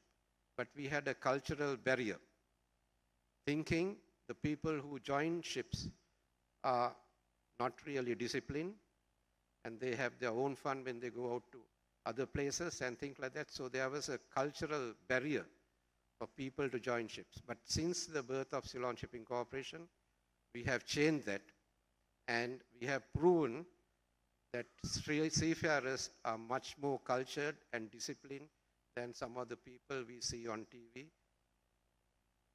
not being disciplined, who have been coming out of top-class universities in Sri Lanka. So that is the culture we had since the birth of Ceylon Shipping Corporation. A proper training programs were introduced. For the first time in the history of Sri Lanka, the seaman training was conducted in Trincomalee at the Naval Academy with the initiative of the Minister of Shipping and Ceylon Shipping Corporation. Then for the first time in the history of Sri Lanka, the officer and engineer training was conducted at the Moratuwa University through a National Diploma Technologies Technical Scheme, NDT scheme. Unfortunately, both training programs at that time was not in line with the international demand. So, but we had the comfort zone because we had ships owned by Ceylon Shipping Corporation. During the peak time, the Ceylon Shipping Corporation had 17 ships. And I was, like mentioned in my presentation, I had the privilege of sailing with Ceylon Shipping Corporation right from cadet right up to the ship captain. So it was a nice company to sail, and it was a training ground for most of us at that time. But unfortunately, due to various reasons, Ceylon Shipping Corporation has only 2 ships, and I am happy that when they built the 2 ships, they created 52 slots for training, which is marvelous. So then the private sector got involved in training, and the first time the private institute which got involved in seaman training was Mercantile Seamen's Training Institute, MSTI.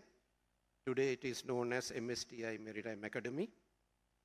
And for the first time, a private institute got involved in the officer and engineering training was SINEC, which was in 1990.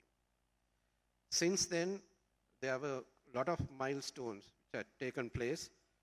It's all done by SINEC campus. First COC, Class 1, Maritime Degree Program approved by the UGC. First training of female cadets, again by SINEC. International simulator programs, also by SINEC. The latest IGF training program, also by SINEC. And the first shipping book in Sri Lanka for school children, also produced by SINEC, with author being the Dr. Lalit Edrisinghe. And also, we have taken the initiative to introduce commercial shipping and maritime science as a subject in the GC O-level curriculum, also by SINEC.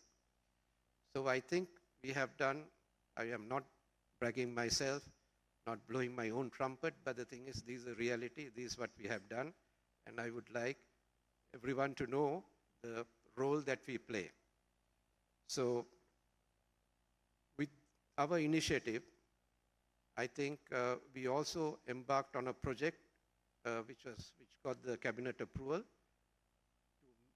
bring 16,000 active seafarers to 50,000 seafarers by year 2030. I think for that, I think we need all the support of the excellencies who are here, and also the presidents of the maritime universities who are here from China and Korea to support us to get, like the minister said, all those berths for our training through their contacts to their Korean ship owners and Chinese ship owners to promote Sri Lankans on those ships. So that is the task we have, and I would like all the people in the maritime industry to rally around and do this as an industry to bring our economy to a place where we all can be very comfortable. Presently, we bring $500 million per annum purely by wages of seafarers. So we want to make it 1.5 billion in 4 to 5 years' time, which is a substantial amount, which will also, I think, help our economy. Like the minister said, yes, we can contribute and make it more, and then, of course, try to target maybe 5 to 6 billion in a few years' time. I think the atmosphere and the conditions are good for that, because all the developed countries, including China, Korea, Japan, all those people from those countries are not willing to get out to sea. So those are the doors are open for us, for the people like from Sri Lanka, to join those ships. So I think we have to take the maximum advantage with the support of the government and with a private-public partnership. So with those few words, I would like to thank the ministry for organizing this event and giving the due recognition for the seafarers. And also on a personal note, so thank you very much for recognizing me and giving me the trophy. I'm honored and I will humbly accept it. That will also make me more encouraged to do more to the seafaring community in Sri Lanka. With those few words, I would like to wind up my speech, wishing you all the very best and a good day. Thank you.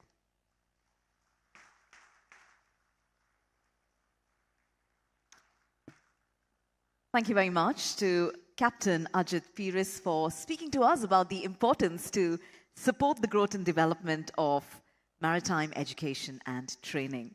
Now, continuing on the theme of maritime education, ladies and gentlemen, up next, it's our privilege to hear from Professor Prasad Setunga, who is the Director General of the National Institute of Education. Now, Professor Prasad Setunga, in his speech, will be making a significant announcement that marks a historical landmark for the education system in Sri Lanka. He will be speaking to us today about the incorporation of commercial shipping and maritime science into the school curriculum. I'm sure you all agree, ladies and gentlemen, that this strategic move highlights the importance of education and training in preparing our next generation for careers in the maritime industry. So to now give us more details on this groundbreaking development, let's now welcome on stage Professor Prasad Setunga. Put your hands together, ladies and gentlemen.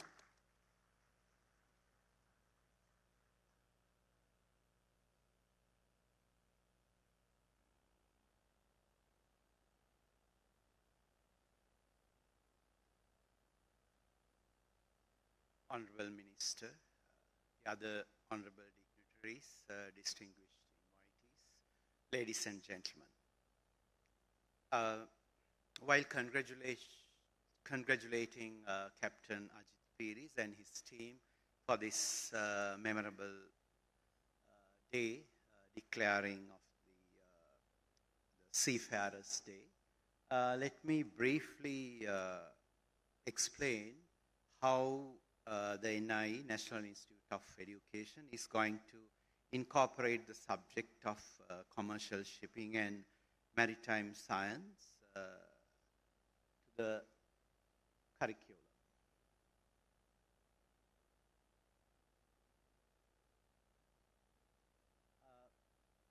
I think it's a bit not very good slide to explain you, but anyway, I'll try my best to explain. The NI is going to, not the NI alone, the Ministry of Education and the other stakeholders is preparing to implement new curriculum reforms 2025. Towards this implementation of new curriculum framework, at the moment, just yesterday, the NI has launched piloting program of the new curriculum framework. I want you to understand the mechanism of this incorporation and introducing new curriculum framework. We can't easily implement the curriculum because students are very sensitive in the classroom. Teacher is professional. So, before implementing the curriculum, we need to pilot the curriculum, whether curriculum is student-friendly, teacher can manage the learn time. So that's the main objective of this piloting. So why I'm saying is this, nowadays people are confusing about this implementation and piloting of the new curriculum framework. So even at the Parliament, it's about to get the full approval of this new policy framework. So we are going to transform the system to addressing huge criticism for us. Long time. The heavy overloaded curriculum, the children are there to add evidences, to showcase evidences. Bulky textbooks, memorization, rote learning, very examination based. So addressing those issues, we are planning to introduce module system rather having textbook system. Module is a theme-based simple theme. You can produce, the students can produce, having facilitation from the teacher. So nowadays we have these digitalized classrooms and the technologies there with the students. So we have decided to introduce this module-based term. Yesterday we launched very student-friendly activity books for the primary curriculum. So let me introduce this special feature very related to this incorporation of this very practical subject towards this towards producing employable adults, like, you know. The first, I think, you can see after completion of the O-level examinations, we will give certification, completion certification for 15 and 16. Currently, we give them fail and, you know, not very positive certification. So after next year, even end of this year, we are planning to issue a certification of completion. We will give this as a transcript, like what they did at the school level. And we are going to invite them to proceed A-level without awaiting results time. And then after O-levels, you can see we are going to introduce two streams, academic and vocational. So this is the place that we are trying to incorporate this new subject, commercial shipping and maritime science. So I will show you.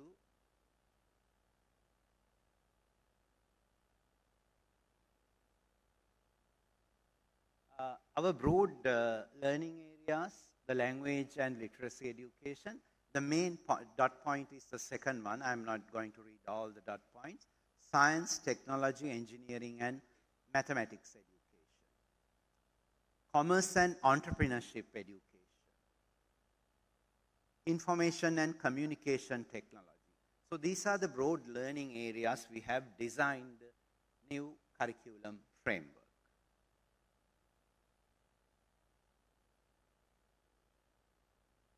Based on these broad learning areas, we are going to introduce number of subjects as further learning areas. So we have in the system, all are compulsory. This is really, really rigid system. So we have the list of essential subjects, and also we are going to offer further learning areas students can select. So this is the place that we are going to introduce commercial shipping and maritime science. This subject, I think, as Captain Ajit Piris pointed out his speech, you know, we can create many supportive industries such as shipbuilding, bunkering, port operations, and logistics. But our students are not well aware about these job categories. So while giving this opportunity to know about this particular subject, definitely they will be able to explore the new opportunities towards this skillful workforce. So that's the main point here. Even we are starting from this further learning areas from the grade 6 junior secondary level. You can see very new subjects, social service, global studies, entrepreneurship, industrial exposure, media studies, and again, senior secondary level also we are going to incorporate this subject.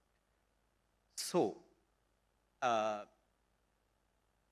think I am fully agree about, regarding this Minister Raghavan's comment on Sri Lankans are very capable to talk and attend the meetings. 9 months, the seat of the NIE as a Director General from the University of Peradeniya, I felt this problem. I would like to add the other thing is the Sri Lankans are allowed to resist, like they don't want to go forward, like all the time oppose. Like. So that's the reality of the seat in the Director General's office. I would like to urge your cooperation and understanding about the implementation of curriculum framework. So let the teacher to implement this. Let the teacher educators and educationists start the process, and please observe this entire process, how it goes. You know, the other day of the implementation of reforms, you can't criticize it. We need to observe it, what happened. In Japan, they take 10 years time to a proper implementation of curriculum reforms. In this country, the disaster is objection. You know, please understand the education reforms process and give your cooperation. So I'm very happy to get this proposal from the Senate team with very evidence-based manner. We need to open up the education system and the curriculum to produce this workforce. Thank you very much.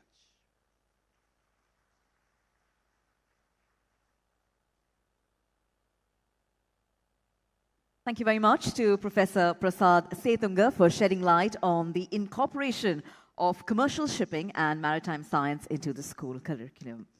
Well, ladies and gentlemen, talking about education for the next generation of seafarers, we are delighted to share with you that this morning we will be witnessing the launch of the inaugural shipping textbook in Sri Lanka.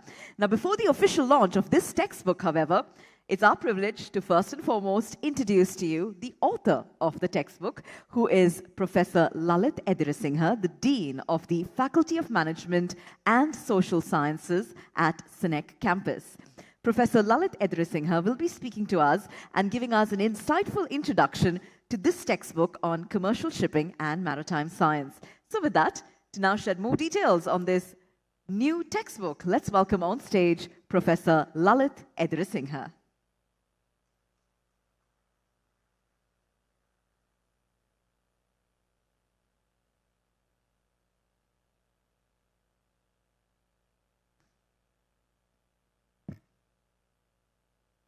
Good morning. I feel as the most enjoyed person in the world today, most happiest person in the world today, as an author. Before I launched this book,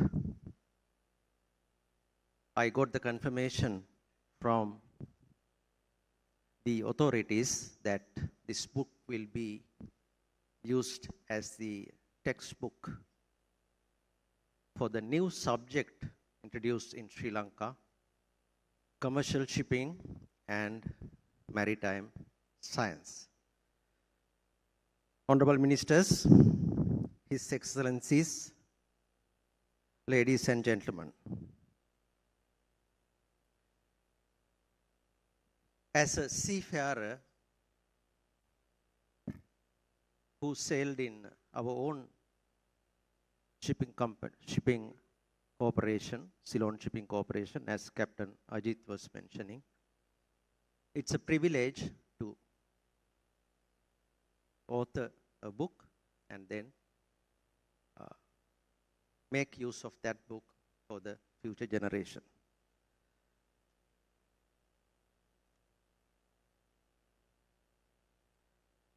First, I would like to thank Minister Honorable Nimal Siripal Silva and Secretary Mr. Ruwan Chandra for creating a platform to launch this book with the relevant audience. Ministry of Education and especially Professor Setunga, the Director General of National Institute of Education, for giving the due recognition and highest value by introducing the new subject, commercial shipping and maritime science. So just to, within the short period that I have, just to show you the synopsis of what this book contains, since we are having mainly shipping crowd here. and cadets also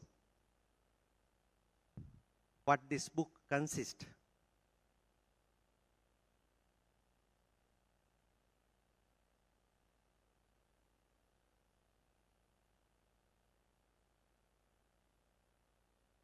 So since we are going to introduce this book at junior level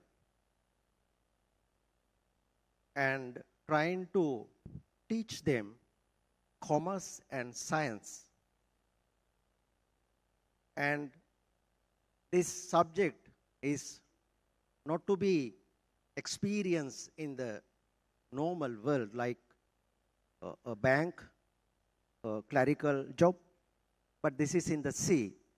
So therefore I thought we can attract students to read this book first of all and get the interest into the book, to use as much as possible the illustrations. So this illustration shows that how the shipping evolved in the world. And after evolving, then how the big ships came into the picture.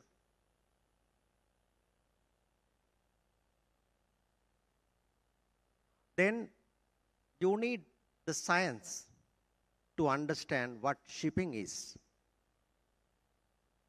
So the relevance of science in the shipping, starting from grade 6, it's a challenge, especially when we do not have teachers to teach this subject in schools with the knowledge in real shipping world. But using this kind of illustrations, we believe that it will go into their mind, and as many speakers already mentioned today, we need the knowledge that can be put it into the practice, not to have it and just not doing anything but discussing. So these principles are used in shipping and in various stages of a ship moving from east to west and west to east. These principles are having a relevance. So if students start learning these subjects from years grade 6, I'm sure they will know how to use these principles, not just book knowledge.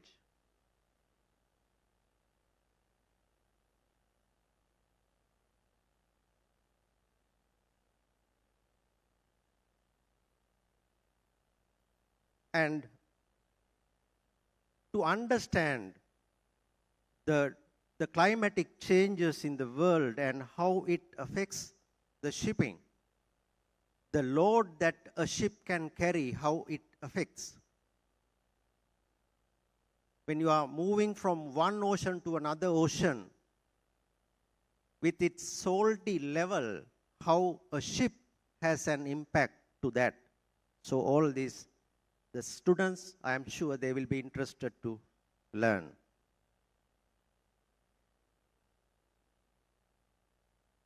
And how this happens? Why in some parts the salty content is more, why some parts is less? They should learn these things and they should be aware of these things and they should be familiar with those things if they really are going to use this knowledge into practice. With that, how you manage a ship using that knowledge, using that science. As Professor Setunga was mentioning, it is commercial shipping and maritime science. So this is the science. The practicality. If you notice a small boat from the ocean, how that place in the ocean And this is the concept and the theory behind it. How ships navigate, what kind of skills that the cadets should know. In this book, the students will see and they will be interested to learn. The ship terms, when these terms are familiar to them, then I'm sure they will be attracted to this subject. And as Captain Ajit was mentioning, how this evolved and the job creation in this industry, how it happens, and what we are today and what would be the future. Actually, I steal this from Captain Ajit's one of these presentations some time back. So I am giving the credit to Captain Ajit below there. And this is the commerce part of it. Shipping is not a direct demand in commerce terms. Although I am a doctor of engineering, I had to learn commerce to write this book, because you cannot explain the real business of shipping or rather shipping transportation without having a knowledge in commerce, because it is a derived demand of the international trade. Having ships does not serve any purpose unless two countries are having trading. So these things students will learn.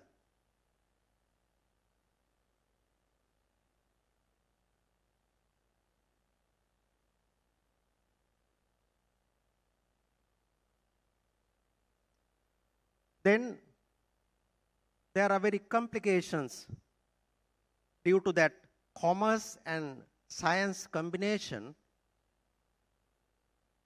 So there are few ways that I have generated or rather created some new way of people learning things by adding this kind of models.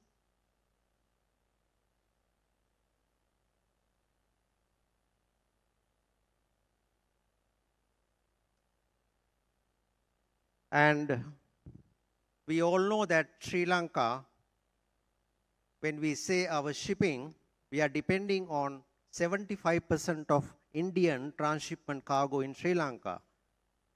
Our port throughput is only 25% of that, only our local imports and exports.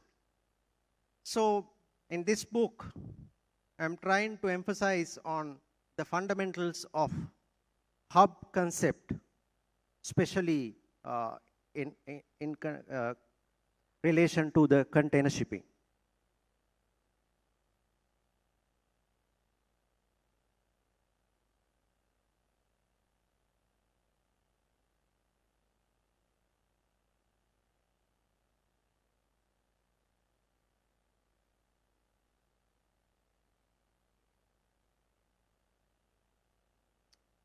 And then how Sri Lanka has become a strategic location. What are the weather conditions and the climatic conditions, how it has helped Sri Lanka to become a shipping hub, although we are still lagging behind in making it a real hub. At least we are getting to at 75% of our port throughput from neighboring countries, especially India. So this is what has happened, and this is how we have become a center for shipping from the ancient days. So students should know these things. And this particular subject, as I'm very happy, and I must thank Professor Setunga, who took a very prompt decision when this idea was given and when he really understood its value. unlike most of government officials, he took initiatives immediately. And this has taken into the syllabi not just because of he was enthusiastic about the proposal. It is based on this analysis. It was compared with the mapping of 8 national goals in education, and it was mapped with the 12 objectives of this subject, and then only this syllabus was developed. Finally, we are there,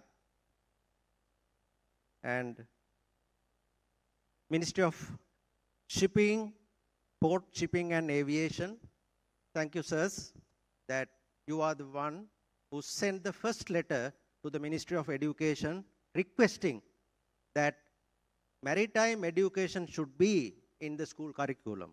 Thank you very much, sir. Then only we were able to convince. If that first request had not gone, I don't think I'll be sitting in front of you today to launch this book.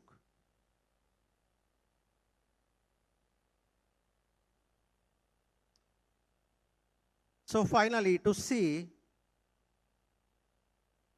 whom we are targeting in this book, it's mainly the school children and up to the degree where SINEC got the approval from the ministry to conduct.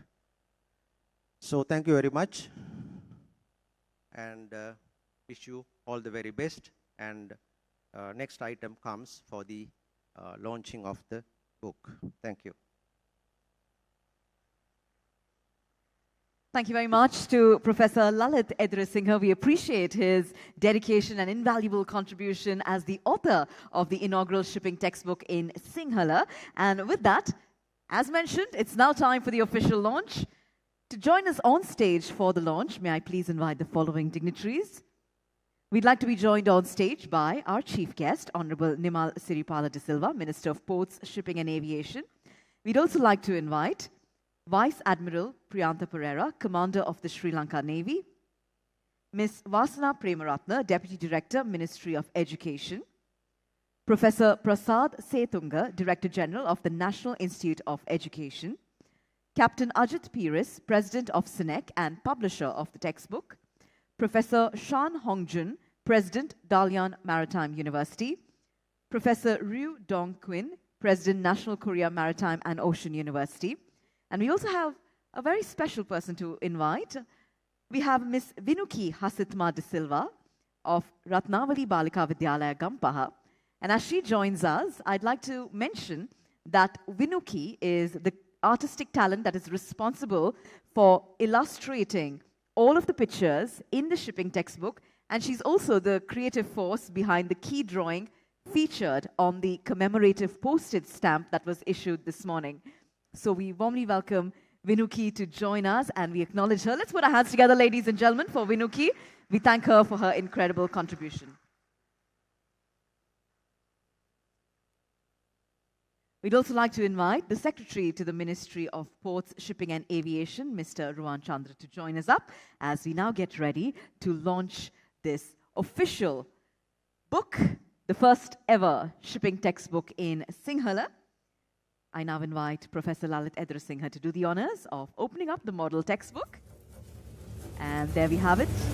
Ladies and gentlemen, let's put our hands together as we mark the significant moment.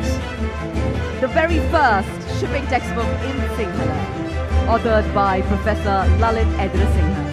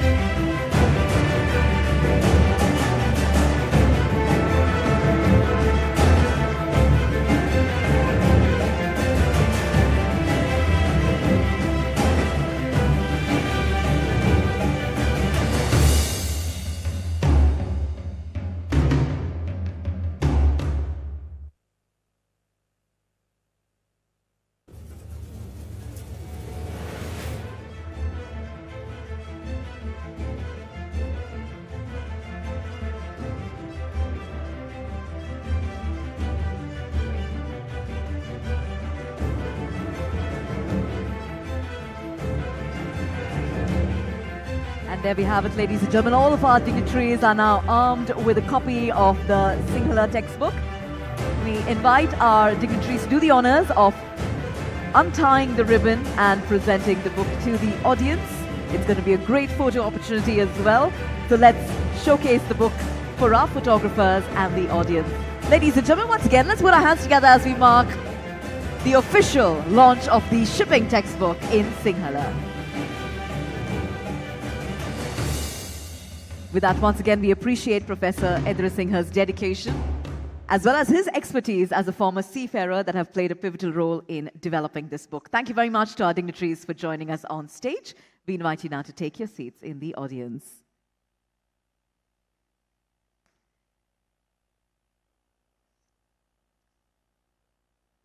As our dignitaries join us back in the audience, ladies and gentlemen, the Sri Lanka Navy, as one of the key pillars of Sri Lanka's maritime defense and security, plays a crucial role not only in safeguarding our waters, but also in supporting and enhancing the commercial shipping and maritime industry.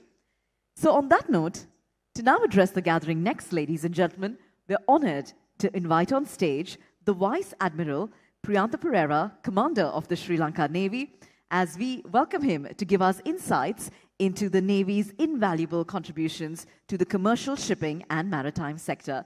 Ladies and gentlemen, let's now put our hands together as we welcome on stage the Commander of the Sri Lanka Navy, Vice Admiral Priyantha Perera.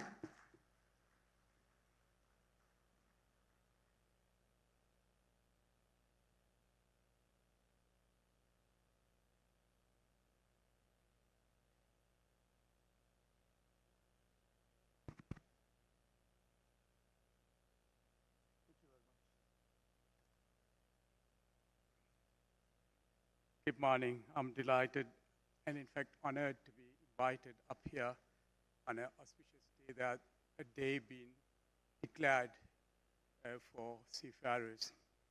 Honorable Minister of Port, Shipping and Aviation, Mr. Nimal Sirpal de Silva, and Excellencies, distinguished invitees, dignitaries, ladies and gentlemen, let me congratulate for an event well organized, which is timely in focusing or aspiring ourselves to be regarded as a seafaring nation. I would like to add a small addendum to what Captain Ajit Peris said about seafarers. The day that the Neolithic man took out a dugout from the internal waters out to the ocean, the seafaring started, no doubt. The whole world economy is sustained because of seafaring. The next 100 years to come, I don't see the capacity of holding other than from shipping. So the seafaring is what runs the global economy. The moment the global economy collapses, the moment the shipping industry disturbed, the global economy will collapse. There's no doubt about that. Historically, even from the days of sailing, it was important to protect the maritime industry. So the reason why the navies came, the governments, in fact, in certain points, empowered privateers, that is to fight in support of the government in protecting their maritime interest against pirates. Therefore, the seafarers are all, that including the maritime industry, and that their protectors and the others who uses the ocean from point A to B all around the globe in recreational sailing. I would say they're all seafarers. With that said, let me get into the formal part of my speech.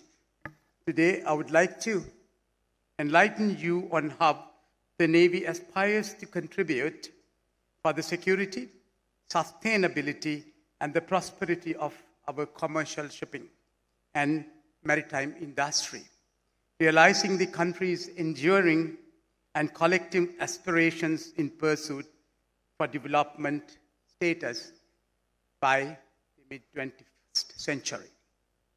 Locally, a protracted separatist conflict and the global context of post 9/11 avail a multitude of challenges to our island nation, owing to our dependence on maritime trade for sustenance. The maritime frontier is the natural conduit which connects us with the world. The era was not only about keeping our sea lines of communication secure, but also an era where we needed to keep our critical maritime infrastructure in safe and secure. It is no exaggeration that the terrorists were hell-bent at crippling our economy at whatever the cost, and need no reiteration on Navy's tremendous efforts that secured ports of this country unaffected despite multiple efforts of terrorists to disrupt operations and infrastructure. By this time, the Navy, as a credible and deterrent surface combat fleet, not only was able to secure our sea lanes, but also able to supply much-needed humanitarian aid and provisions for the thousands of innocent citizens in the north. Sri Lanka Navy's effort gained international attention as we were entrusted with the responsibility of securing port security under the ISPS code. These efforts provided much-needed assurance locally, regionally, and globally that the maritime trade and commerce would contain unhindered. We are in a decade that it is defined by incalculable outcomes, chaos, and unpredictability. We were witness to a string of disruptive innovations sweeping across the globe. This allowed to continue. The best estimates suggest that there is an apparent global economic slowdown in coming years.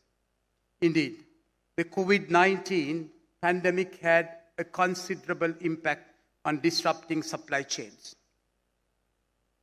However, what is transpiring in the Red Sea provides a glimpse of this stark reality.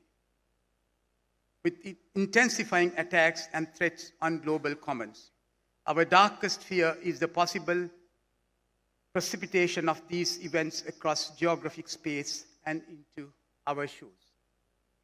Let me emphasize, COVID-19 wreaked havoc on global supply chains, and many ports across the world were reluctant to harbor or provide shelter, assistance for seafarers, passengers, and ships. The Sri Lanka Navy, along with the Ministry of Ports, Foreign Affairs, and Health, provided our expertise, manpower, and assets responding to such call of distress by the global seafarer community. Indeed, these efforts were acknowledged across the globe.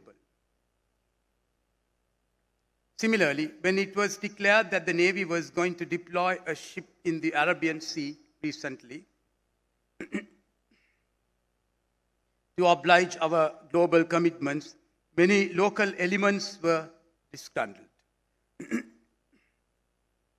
Yes, we do lack certain capabilities, and there are limitations that the nation could provide or invest as we grapple through turbulent times.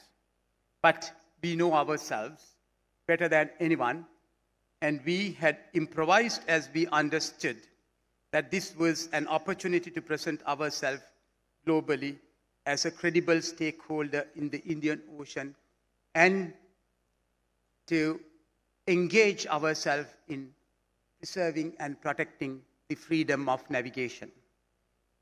But we know ourselves,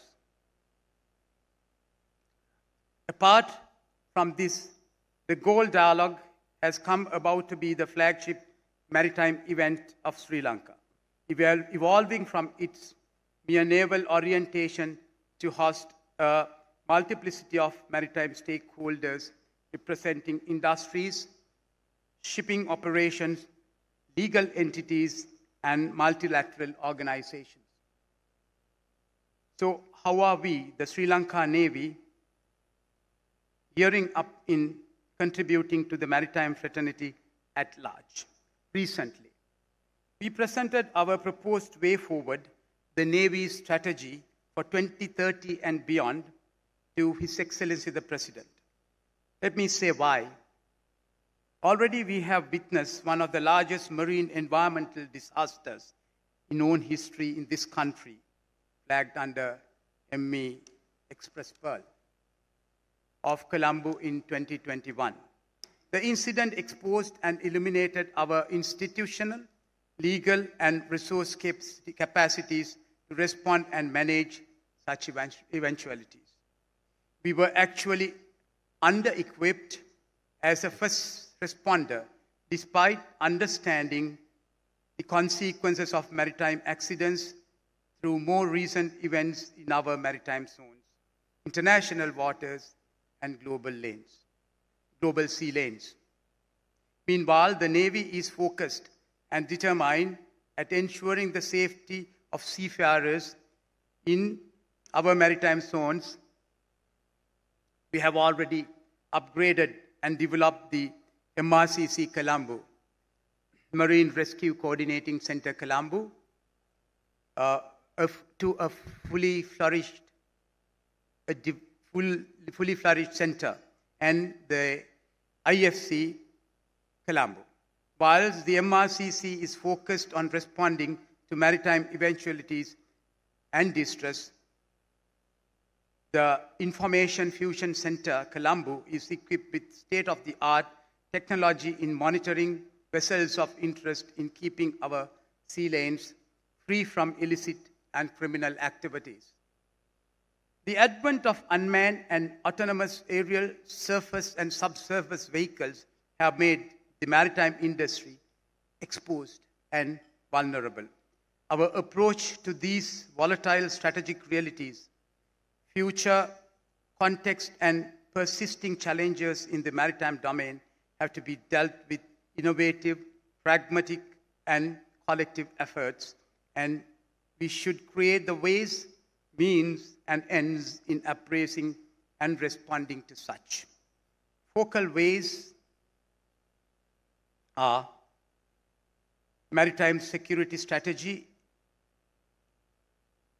maritime domain awareness, maritime safety, maritime security, enforcement of maritime law, protection of natural resources, maritime search and rescue, disaster response, and port operations and security. This we will do our best to guarantee. The National Hydrography Office, with the Navy as a lead stakeholder, has been vested with the authority for regulating and conducting the hydrographic affairs of the country through the newly enacted National Hydrographic Act No. 7, 2024. This office shall take prompt action to eliminate adverse effects of poorly charted waters belongs to the country and to produce updated electronic navigation charts befitting to the international standards, thus ensuring the safety of navigation of our waters. The island states' progress and future prosperity lies with leveraging the maritime frontier. Unhindered passage of global commerce, security of its sea and lanes of communications, and rule-based good order at sea are essential and integral in the realization of such aspiration. For this, Navy will stay at forefront to clear pathway in nation's aspirations to prepare in maritime industry of shipping, commerce, blue economy, etc., etc.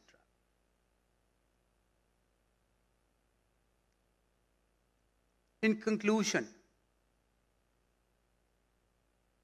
this forum is also for me to say that the maritime facilitation, as we have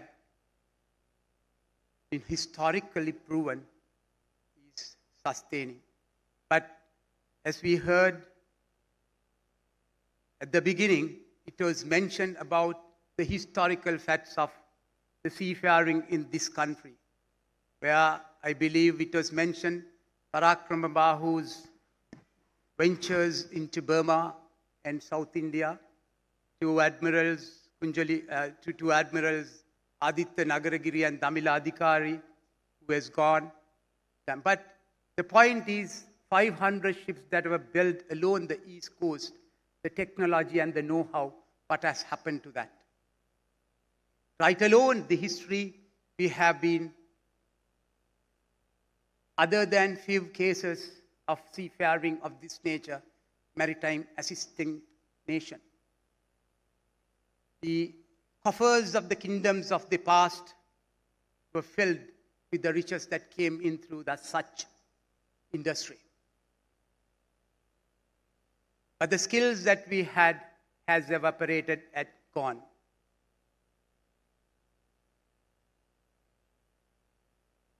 In the 14th century, the specific area that we stood, the fort of Colombo, was under the siege for 6 months, and the Portuguese had nothing to eat inside. The collapse depends on the arrival of replenishment coming from the sea. History bears evidence that Sri Lankan kings had often obtained the support of the Cimmerians of Malabars in India. Kunjali Marikkar himself, he said that has fought against Portuguese in our waters. The lack of seafaring was where we failed to defeat the colonial forces. That said, and looking at the future here, 15,000 seafarers being elevated, increase up to 50,000. The things are on its pathway. But I'd like to mention, each year, there are about 2,500 trained naval persons evaporate from its service, well trained to take the challenges of the seafaring. Need to mention that they need inclusion in the seafaring industry in the future, in the aspirations of Sri Lanka becoming a seafaring nation, as we declare this day as the Seafaring Day. I hope that attention will also be given for that point. Thank you very much, ladies and gentlemen. Have a nice day.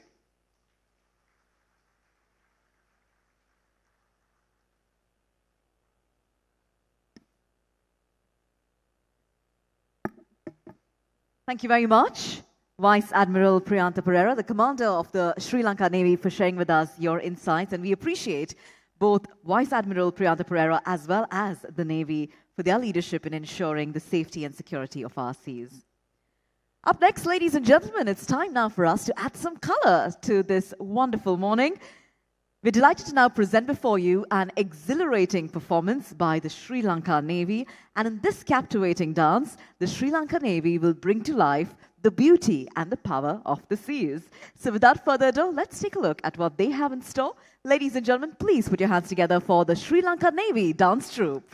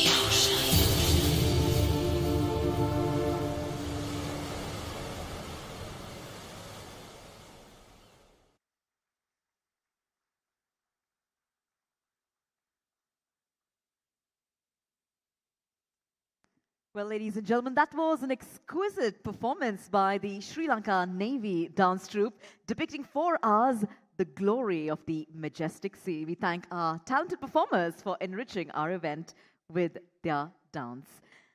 Up next, ladies and gentlemen, it's our privilege to hear from Professor Shan Hongjun, the president of the Dalian Maritime University, one of the most esteemed institutions in maritime education globally.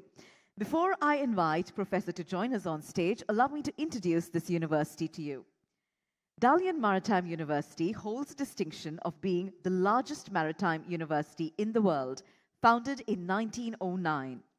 As the only key maritime institution under the Ministry of Transport, China, DMU has earned recognition from the International Maritime Organization as an internationally renowned university. It has proudly trained students from over 90 countries, including Sri Lanka, contributing significantly to the global maritime community. Today, we warmly welcome Professor Shan Hongjun to speak to us about DMU's perspectives on 18 years of ever-growing friendship in maritime education between China and Sri Lanka. Ladies and gentlemen, please welcome on stage Professor Shan Hongjun.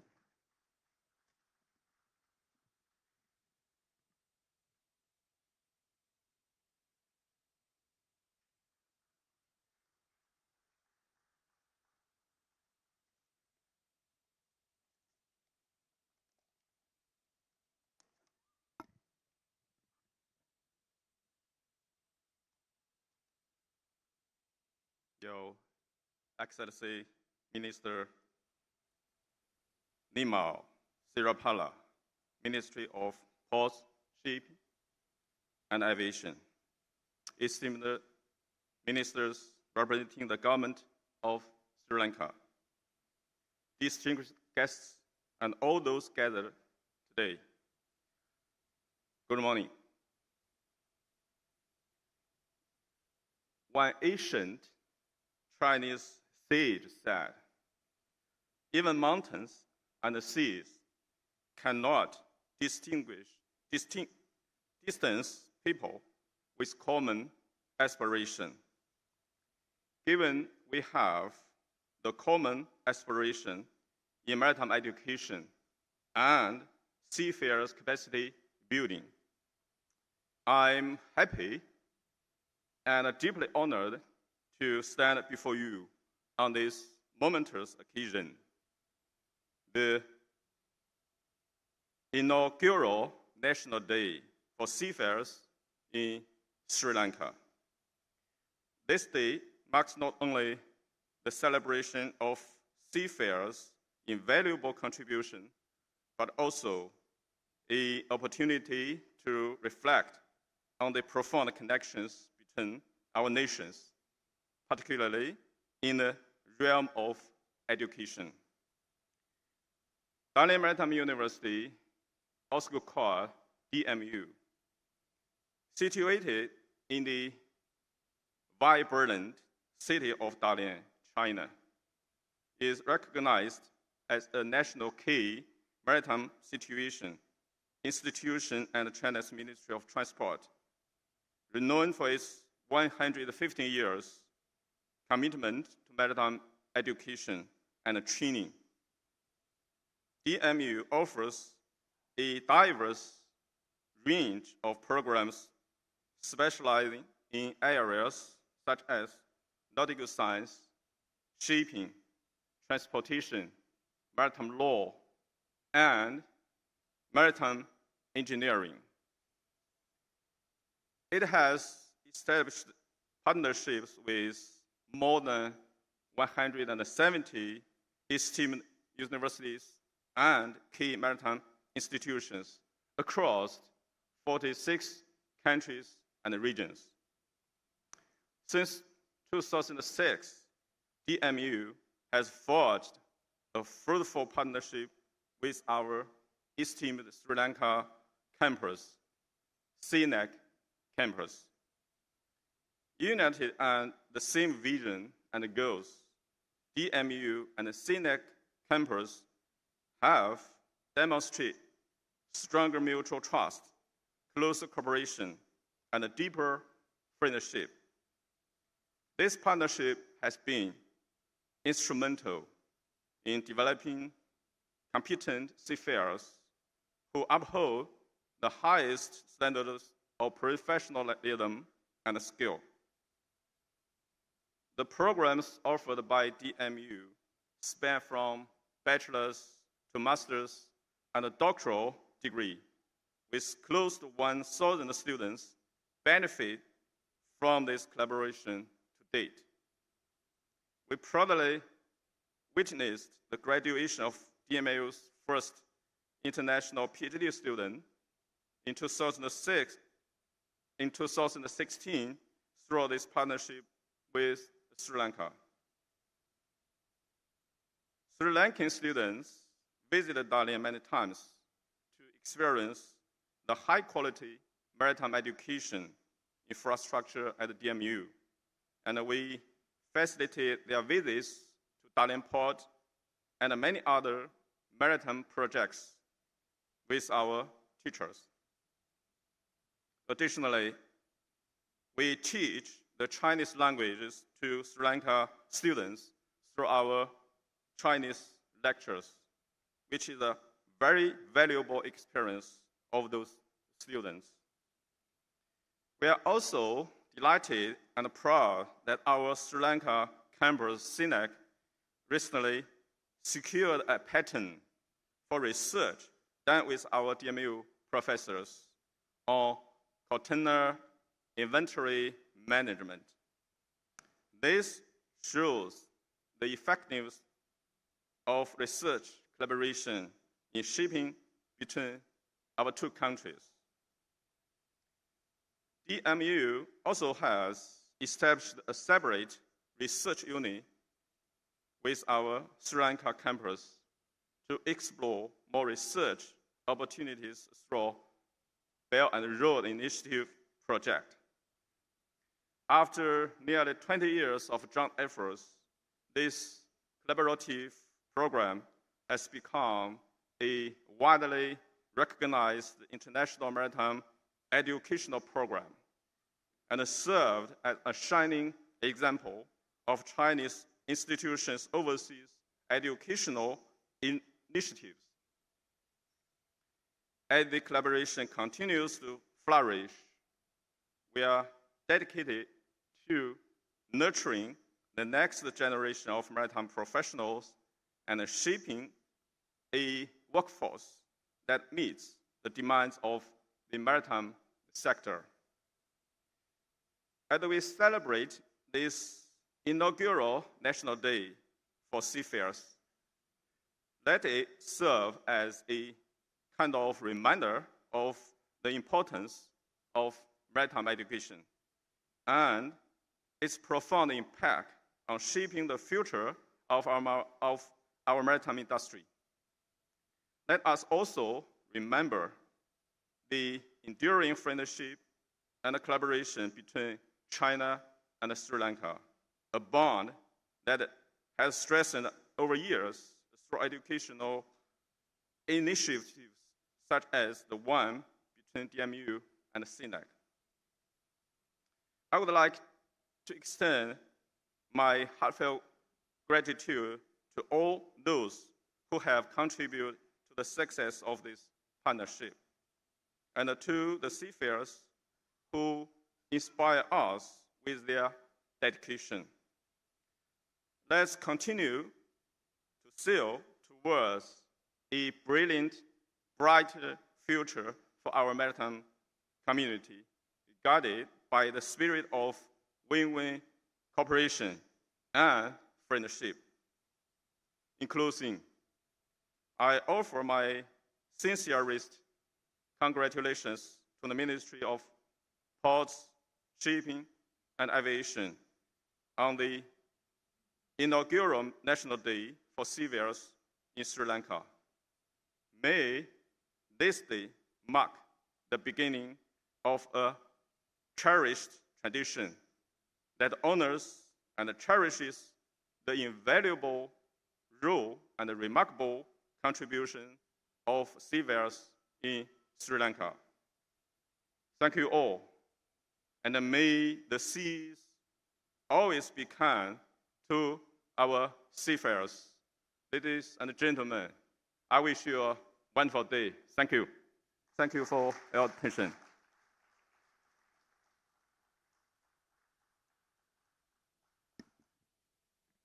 Thank you very much to Professor Shan Hongjun for speaking to us on behalf of the esteemed Dalian Maritime University. Ladies and gentlemen, this morning we are also delighted to note the presence of Professor Ryu Dong-Kwin, who is the president of the National Korea Maritime and Ocean University. The National Korea Maritime and Ocean University was established in 1945 to pursue the goal of strengthening the country through ocean-related endeavors. Over the years, this university has played a pivotal role in producing experts and professionals in the maritime field. With this introduction to the university, it's now our honor to hear its president address the gathering. Ladies and gentlemen, please put your hands together for Professor Ryu Dong-Kwin.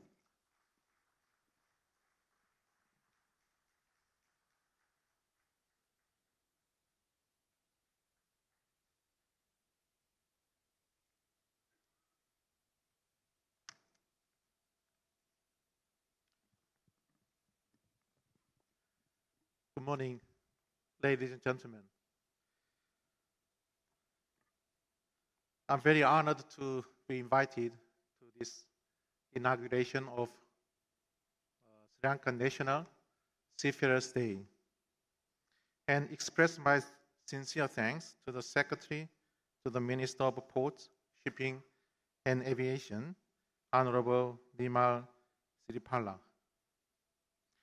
Today my topic is about capacity building in the maritime sector, the indispensability of international collaboration. Capacity building in the maritime sector is essential for the growth and development of the industry. It involves enhancing the skill, knowledge, resources, and infrastructure of individual organizations and institutions within the maritime sector. Capacity building helps improve safety and security standards in maritime operations. And also, capacity building programs can enhance the efficiency and productivity of maritime operations. Capacity building in the maritime sector plays a significant role in promoting sustainable development. Developing the capacity of individual and organization in the maritime sector can enhance their competitiveness in the global market. As you know, capacity building initiatives often encourage collaboration and partnership between different stakeholders in the maritime sector. Let me tell you about my experience in international collaboration in capacity building programs. I visited Sri Lanka firstly in 2016. I met Captain Ajis, my best friend. Since then, I love Sri Lanka. And also, I love Sri Lankan people. And I love Sri Lankan maritime industry. Since then, we work together to develop cooperation between Korea and Sri Lankan shipping industry. And then we started how to implement good collaboration between two institutions, CNEC and Korea Maritime and Ocean University. At that time, I was the director of an international office in my university, Korea Maritime and Ocean University. Our university was established in 1945. That was the first national university. That means Korean government at that time emphasized the importance of a shipping industry and also the importance of seafarers who contributed national economy They have education. At that time, we had only two departments, Department of Navigation and Department of Marine Engineering. All graduated students from our university, they went to the sea. And they worked very hard. They earned foreign currencies. All that money contributed to the national economy. And then some students, after serving at sea, they found a job in shipbuilding industry and other mechanical engineering industry and shipping and port. Someone worked for the shipping companies, so on.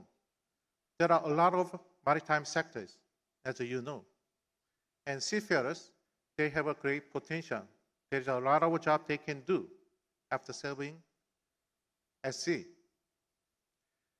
I recognize whenever I visited Sri Lanka, the growth of a container throughput in Colombo port. And a large container ships is visiting Colombo port. A lot of container cargo handled in Colombo port. And more than 70% of transshipment cargoes handled in Colombo. That means Sri Lanka is maritime hub in Indian Ocean. There is a great potential to become maritime hub. That means there is a high demand for the seafarers, high demand for the maritime professionals in the Sri Lankan maritime sector. To increase, to educate maritime professionals, we need high quality educational programs. And also we need international collaboration at the government level and industrial level and also university level. For the last 8 years, I worked for the Korean government. I carried out the KOICA project, Korea International Overseas ODA project, that means. And also I conducted capacity building programs. Participants from the Sri Lankan shipping industry, Ministry of Ports and Shipping and Aviation, and also Sri Lankan Port Authority, and also Ocean University of Sri Lanka participated in capacity building programs. And also, we developed the master plan of Ocean University of Sri Lanka and conducted capacity building program. We invited 12 academic staff members and studied a master degree in our university.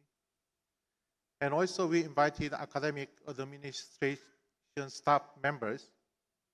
We provided a short-term capacity building program. All these capacity building program, collaboration is very important to develop maritime professionals. And it is a very good partnership between Korea and Sri Lanka. Now, CNEC and also our university is trying to develop collaborative programs to attract, invite Sri Lankan cadets to have a work experience on board the Korean flag of ships. And also, Korea Maritime and Ocean University provide training program. That is the good starting point. We can build good partnerships between Sri Lanka and Korea. That will help to develop international shipping industry and logistic industry. So I want to emphasize to initiate international collaboration. The government support is very important to both Sri Lanka and Korea, and also academic institutions in Sri Lanka and Korea. We need to collaborate to provide joint education program and training program. I hope all these efforts will contribute to both national economy of Sri Lanka and Korea. I'm expecting I want to visit more and more very often to develop more cooperative programs. Thank you very much.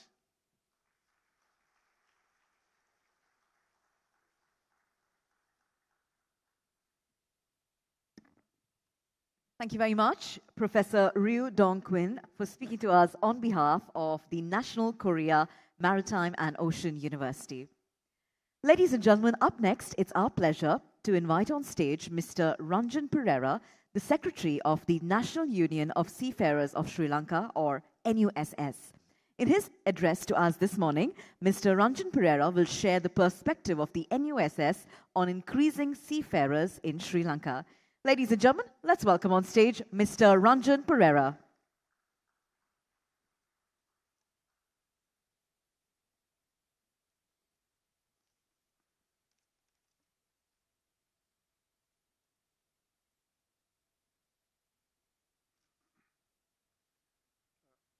Honorable Minister of Port and Shipping and Aviation, Niwan Siripal de Silva, distinguished guests, fellow seafarers, ladies and gentlemen.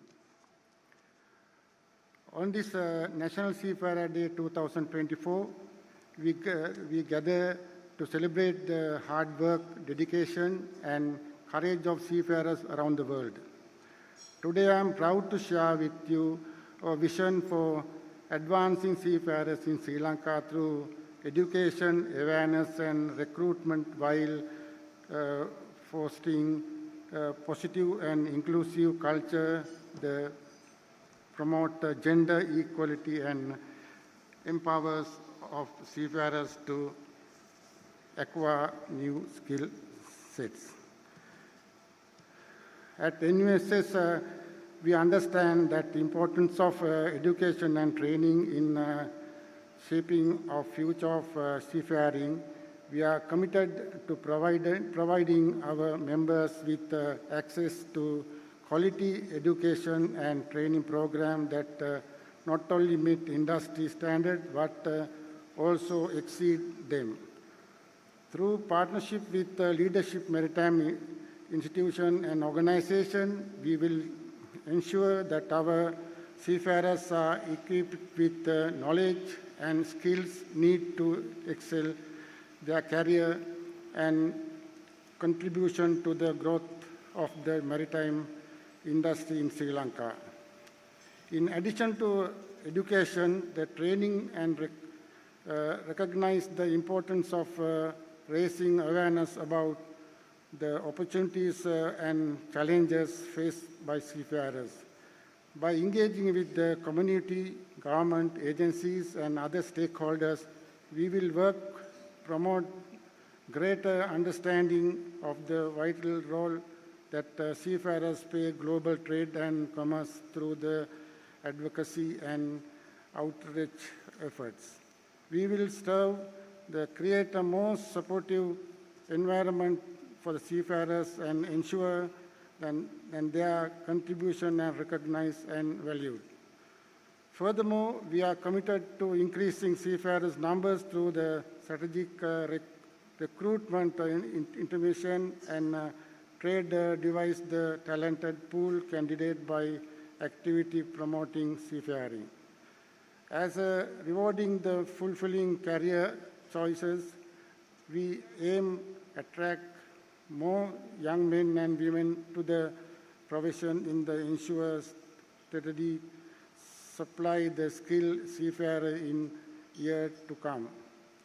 Central that our mission to promote gender equality within the maritime industry, we believe that all seafarers, regardless the gender, should have equal opportunity to success, advance in their career.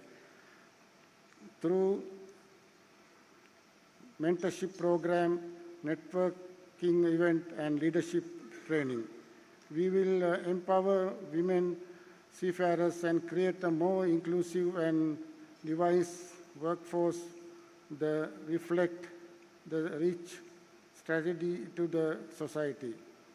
In conclusion, I am confident that by forcing education, awareness, recruitment, and gender equality, we can advance seafarers in Sri Lanka to new higher and secure brighter future for all seafarers. Together, let us work together and more prosperous and inclusive and sustainable maritime industries that benefit us for all. Thank you very much.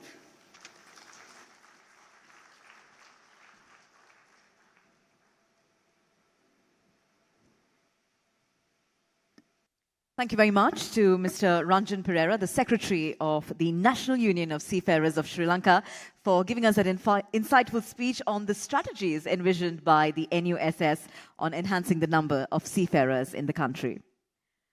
Up next, it's our privilege now to introduce before you Miss Anna Veerakorn Karunatilaka. Miss Anna Veerakorn Karunatilaka has made history as the first female to hold a Class 3 marine engineering license in our country, proudly representing the advancements and inclusivity in our maritime sector. Having emerged as a proud product of SINEC campus, she shattered barriers by becoming the first female engineering cadet to go on board from Sri Lanka. Today, she will share with us her expertise and her experience as a female officer in the Merchant Navy. Ladies and gentlemen, please welcome Sri Lanka's first female marine engineer, Anna Veerakorn Karunatilaka.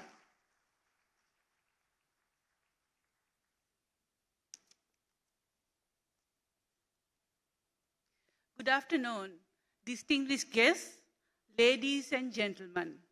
It's both an honor and a privilege to stand before you today as the first female engineering officer in the Merchant Navy in Sri Lanka.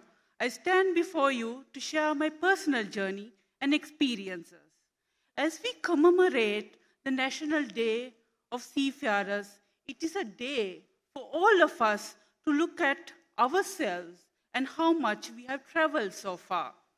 I have started my career at the age of 19. After getting good grades for my Edexcel advanced level, I chose SINEC to pursue my aspirations of a challenging and exciting career and joined as an officer cadet in marine engineering. I underwent a vigorous and structured training on marine engineering modules and accessory short courses. In fact, these short courses have given me life skills on safety and survival, firefighting, first aid, and medical care. Courses that have been useful for me even today. And at the end of the pre-sea training phase, it was with eagerness and a bit of trepidation that I looked forward to joining a ship. From the moment I set foot on deck, I knew that I was embarking on a path less traveled. But with every wave that crashed our vessel, I found strength and determination to defy the odds and prove that gender is not a limitation, but rather a testament to resilience and capability. The work itself was challenging, but I chose to excel. I took pride that I can work like any man on board. And if my engine rating tried to bring a paint bucket with one hand, I'll try to bring a paint bucket with two hands to make sure that I can actually do it and to show others I can do it. I was able to visit over 50 countries from America, Europe, UK, Asia, and others. And I think breaking barriers isn't about tearing down the walls of resistance. It's about dismantling the barriers that exist within ourselves, the doubts, the fears, and the limitations that threaten to hold us back. It is about summoning the courage to challenge the status quo and defy the odds, knowing that true progress lies within the other side of our comfort zones.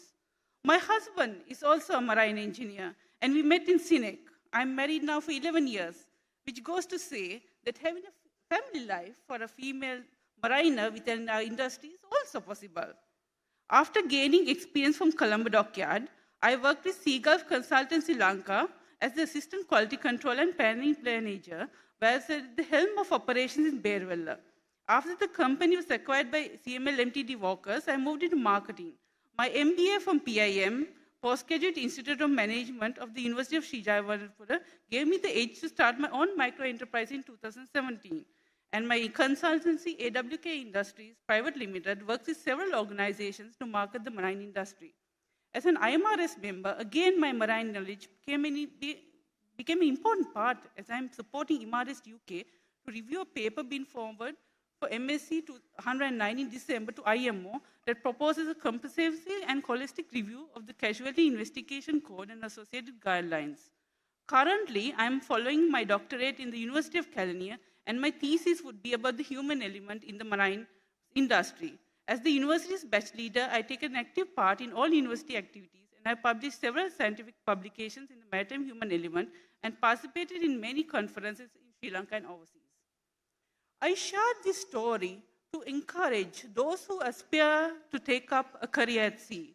And as we embark on this journey for equality, we must remember that our advance in equality isn't a destination.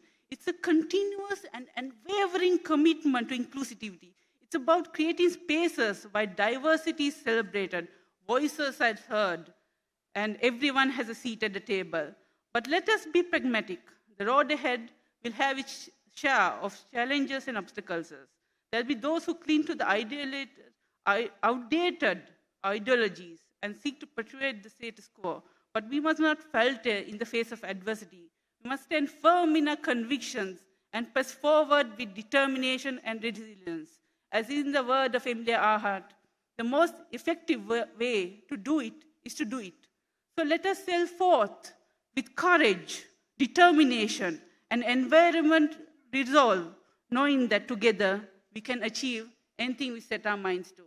Thank you.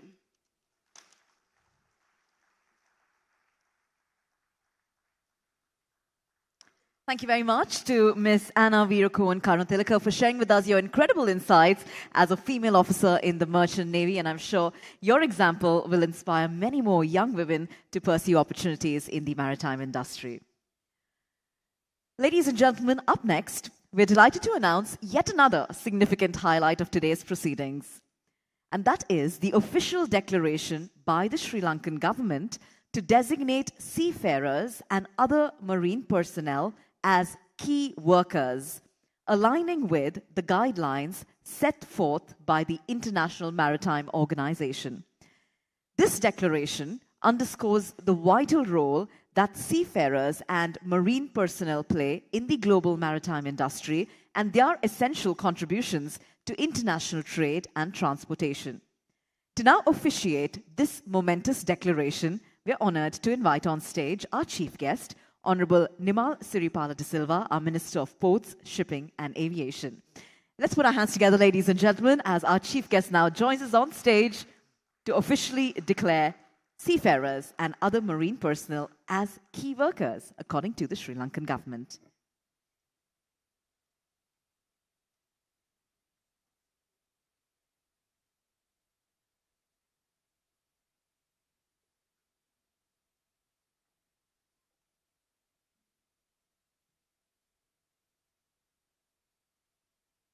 Declaration as key workers.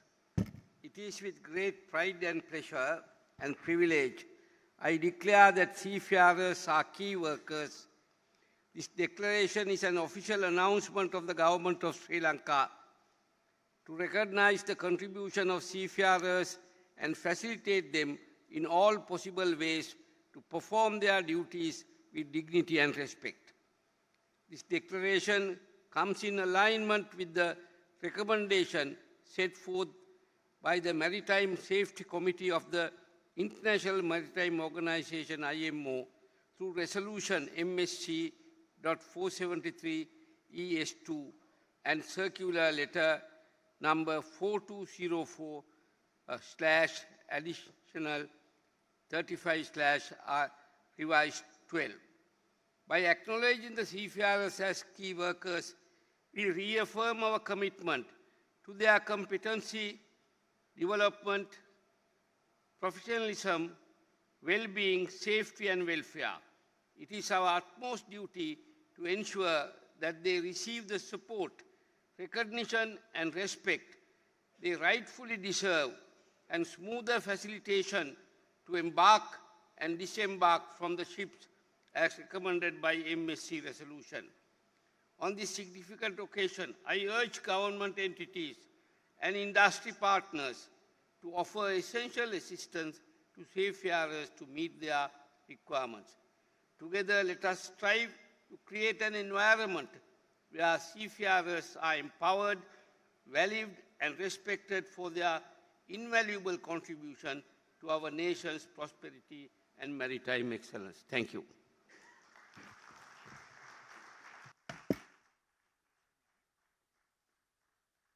We say thank you very much to our Honourable Minister. We invite our Minister to please remain on stage as we have yet another item that we would like to perform, sir.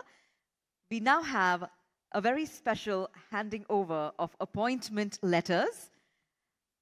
I'd like to invite to accompany the Minister on stage, Mr. Ajit Vijay Singha, the Director General of Merchant Shipping at the Merchant Shipping Secretariat as well. So may we please have the presence of Mr. Ajit Vijay Singha as well. Ladies and gentlemen, in the recent past, there has been a tremendous effort put forth to expand the pool of Sri Lankan seafarers through dedicated training initiatives. We will now be witnessing the symbolic handing over of appointment letters to a few of our young trainees who participated in these training initiatives.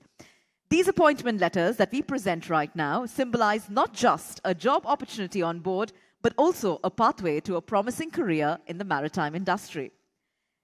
May I now invite the trainees to please join us up on stage and accept the appointment letters. We start off with P.L. Tilan Hirudika. Let's put our hands together, ladies and gentlemen.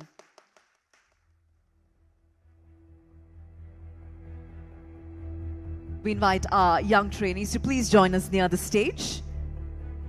We have 6 of these trainees who we will be presenting the appointment letters to. So perhaps if they could come and join us close to the stage, that would be appreciated. Let's put our hands together, ladies and gentlemen.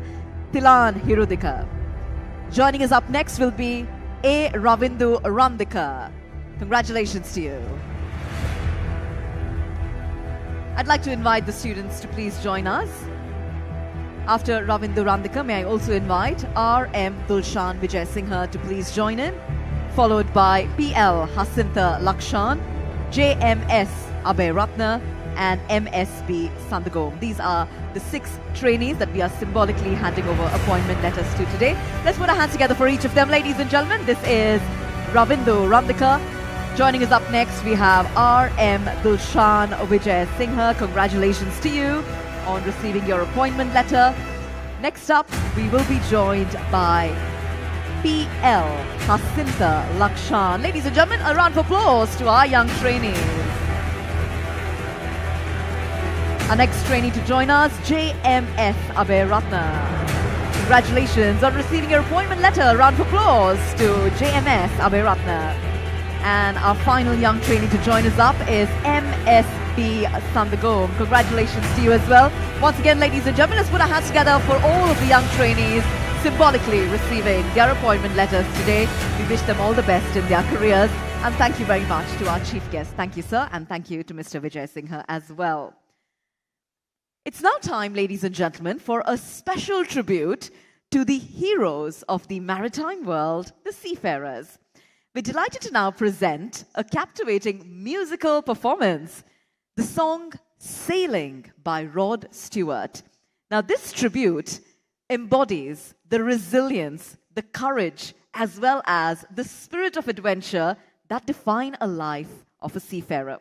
So as we immerse ourselves in the melody of this song, we take this opportunity to express our gratitude to all of the seafarers present here.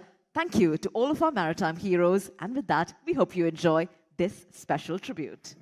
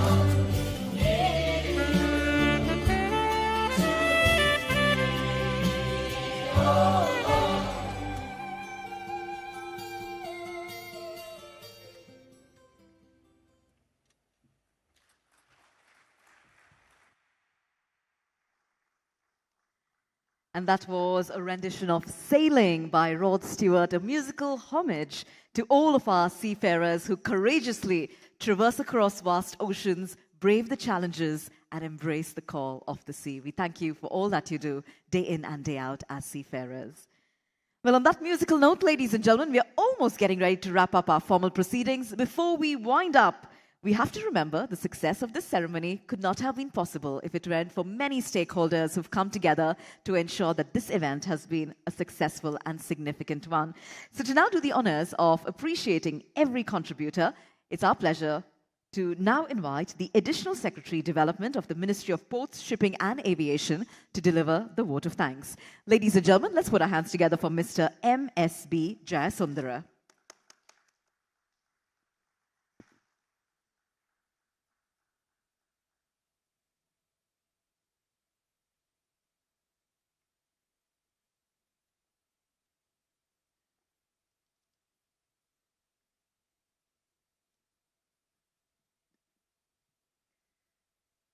Good afternoon to all distinguished guests, ladies and gentlemen. It has been such an honor to be a part of this wonderful event. Seafaring is a vitally challenging and demanding profession.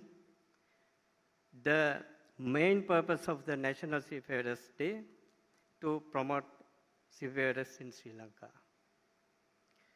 Today, as we conclude this event, we would like to express our deepest appreciation for all Inuitis who are present here.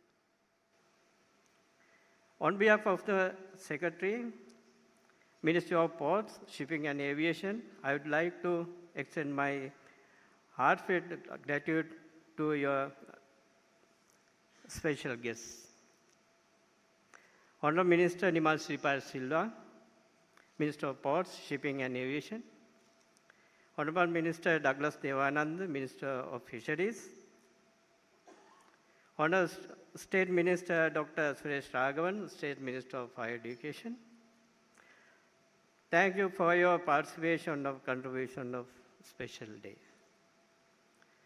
Further, we would like to thank all the honorable diplomats who bless us with their presence, along with our proud gratitude to all the secretaries of the ministries and chairman. And our commitment has been truly commendable. My special thanks go to President of Dali Maritime University, Professor Shen Hon Chun, President of Korean Maritime and Ocean University, Professor Dr. Ryu Dong Kun. Thanks for joining with us a special occasion. Postmaster General and the officials of the Postal Department, Commander of the Sri Lanka Navy, along with the officials for their unparalleled effort towards enlightening today. Our sincere thanks goes to the Captain Ajit Piris, Chairman of SINEC Campus, Professor Lalit Edisinghe, and retired Navy Commander Admiral Tisera Samarsinghe, along with their staff who made the event possible. A wide round of the pleasure and thanks to all the principals of the Seafarers schools and associations of the seafarers, shipping principals, all the seafarers, all cadets, and all the stakeholders who made this event a memorable one. Our gratitude also goes to invite schools, principals, and students. And our special thanks for media persons, ITN, Rupahani Corporation, and especially Hadra TV for their live coverage. Today, and to all the digital media and print media for covering this event. We also like to appreciate your people who work behind the scene to make it even possible. In conclusion, once again, we would like to express my deepest gratitude to everyone who has been a part of this National Seafarers Day. Presence and effort have made this event truly memorable and a memorizing experience. Thank you. Have a nice day.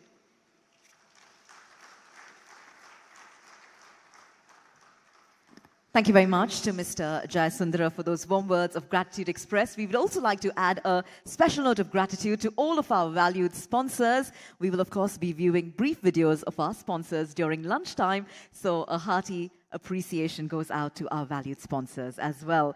Ladies and gentlemen, with that, we now come to the conclusion of this very historic occasion, the declaration ceremony of Sri Lanka's National Seafarers Day.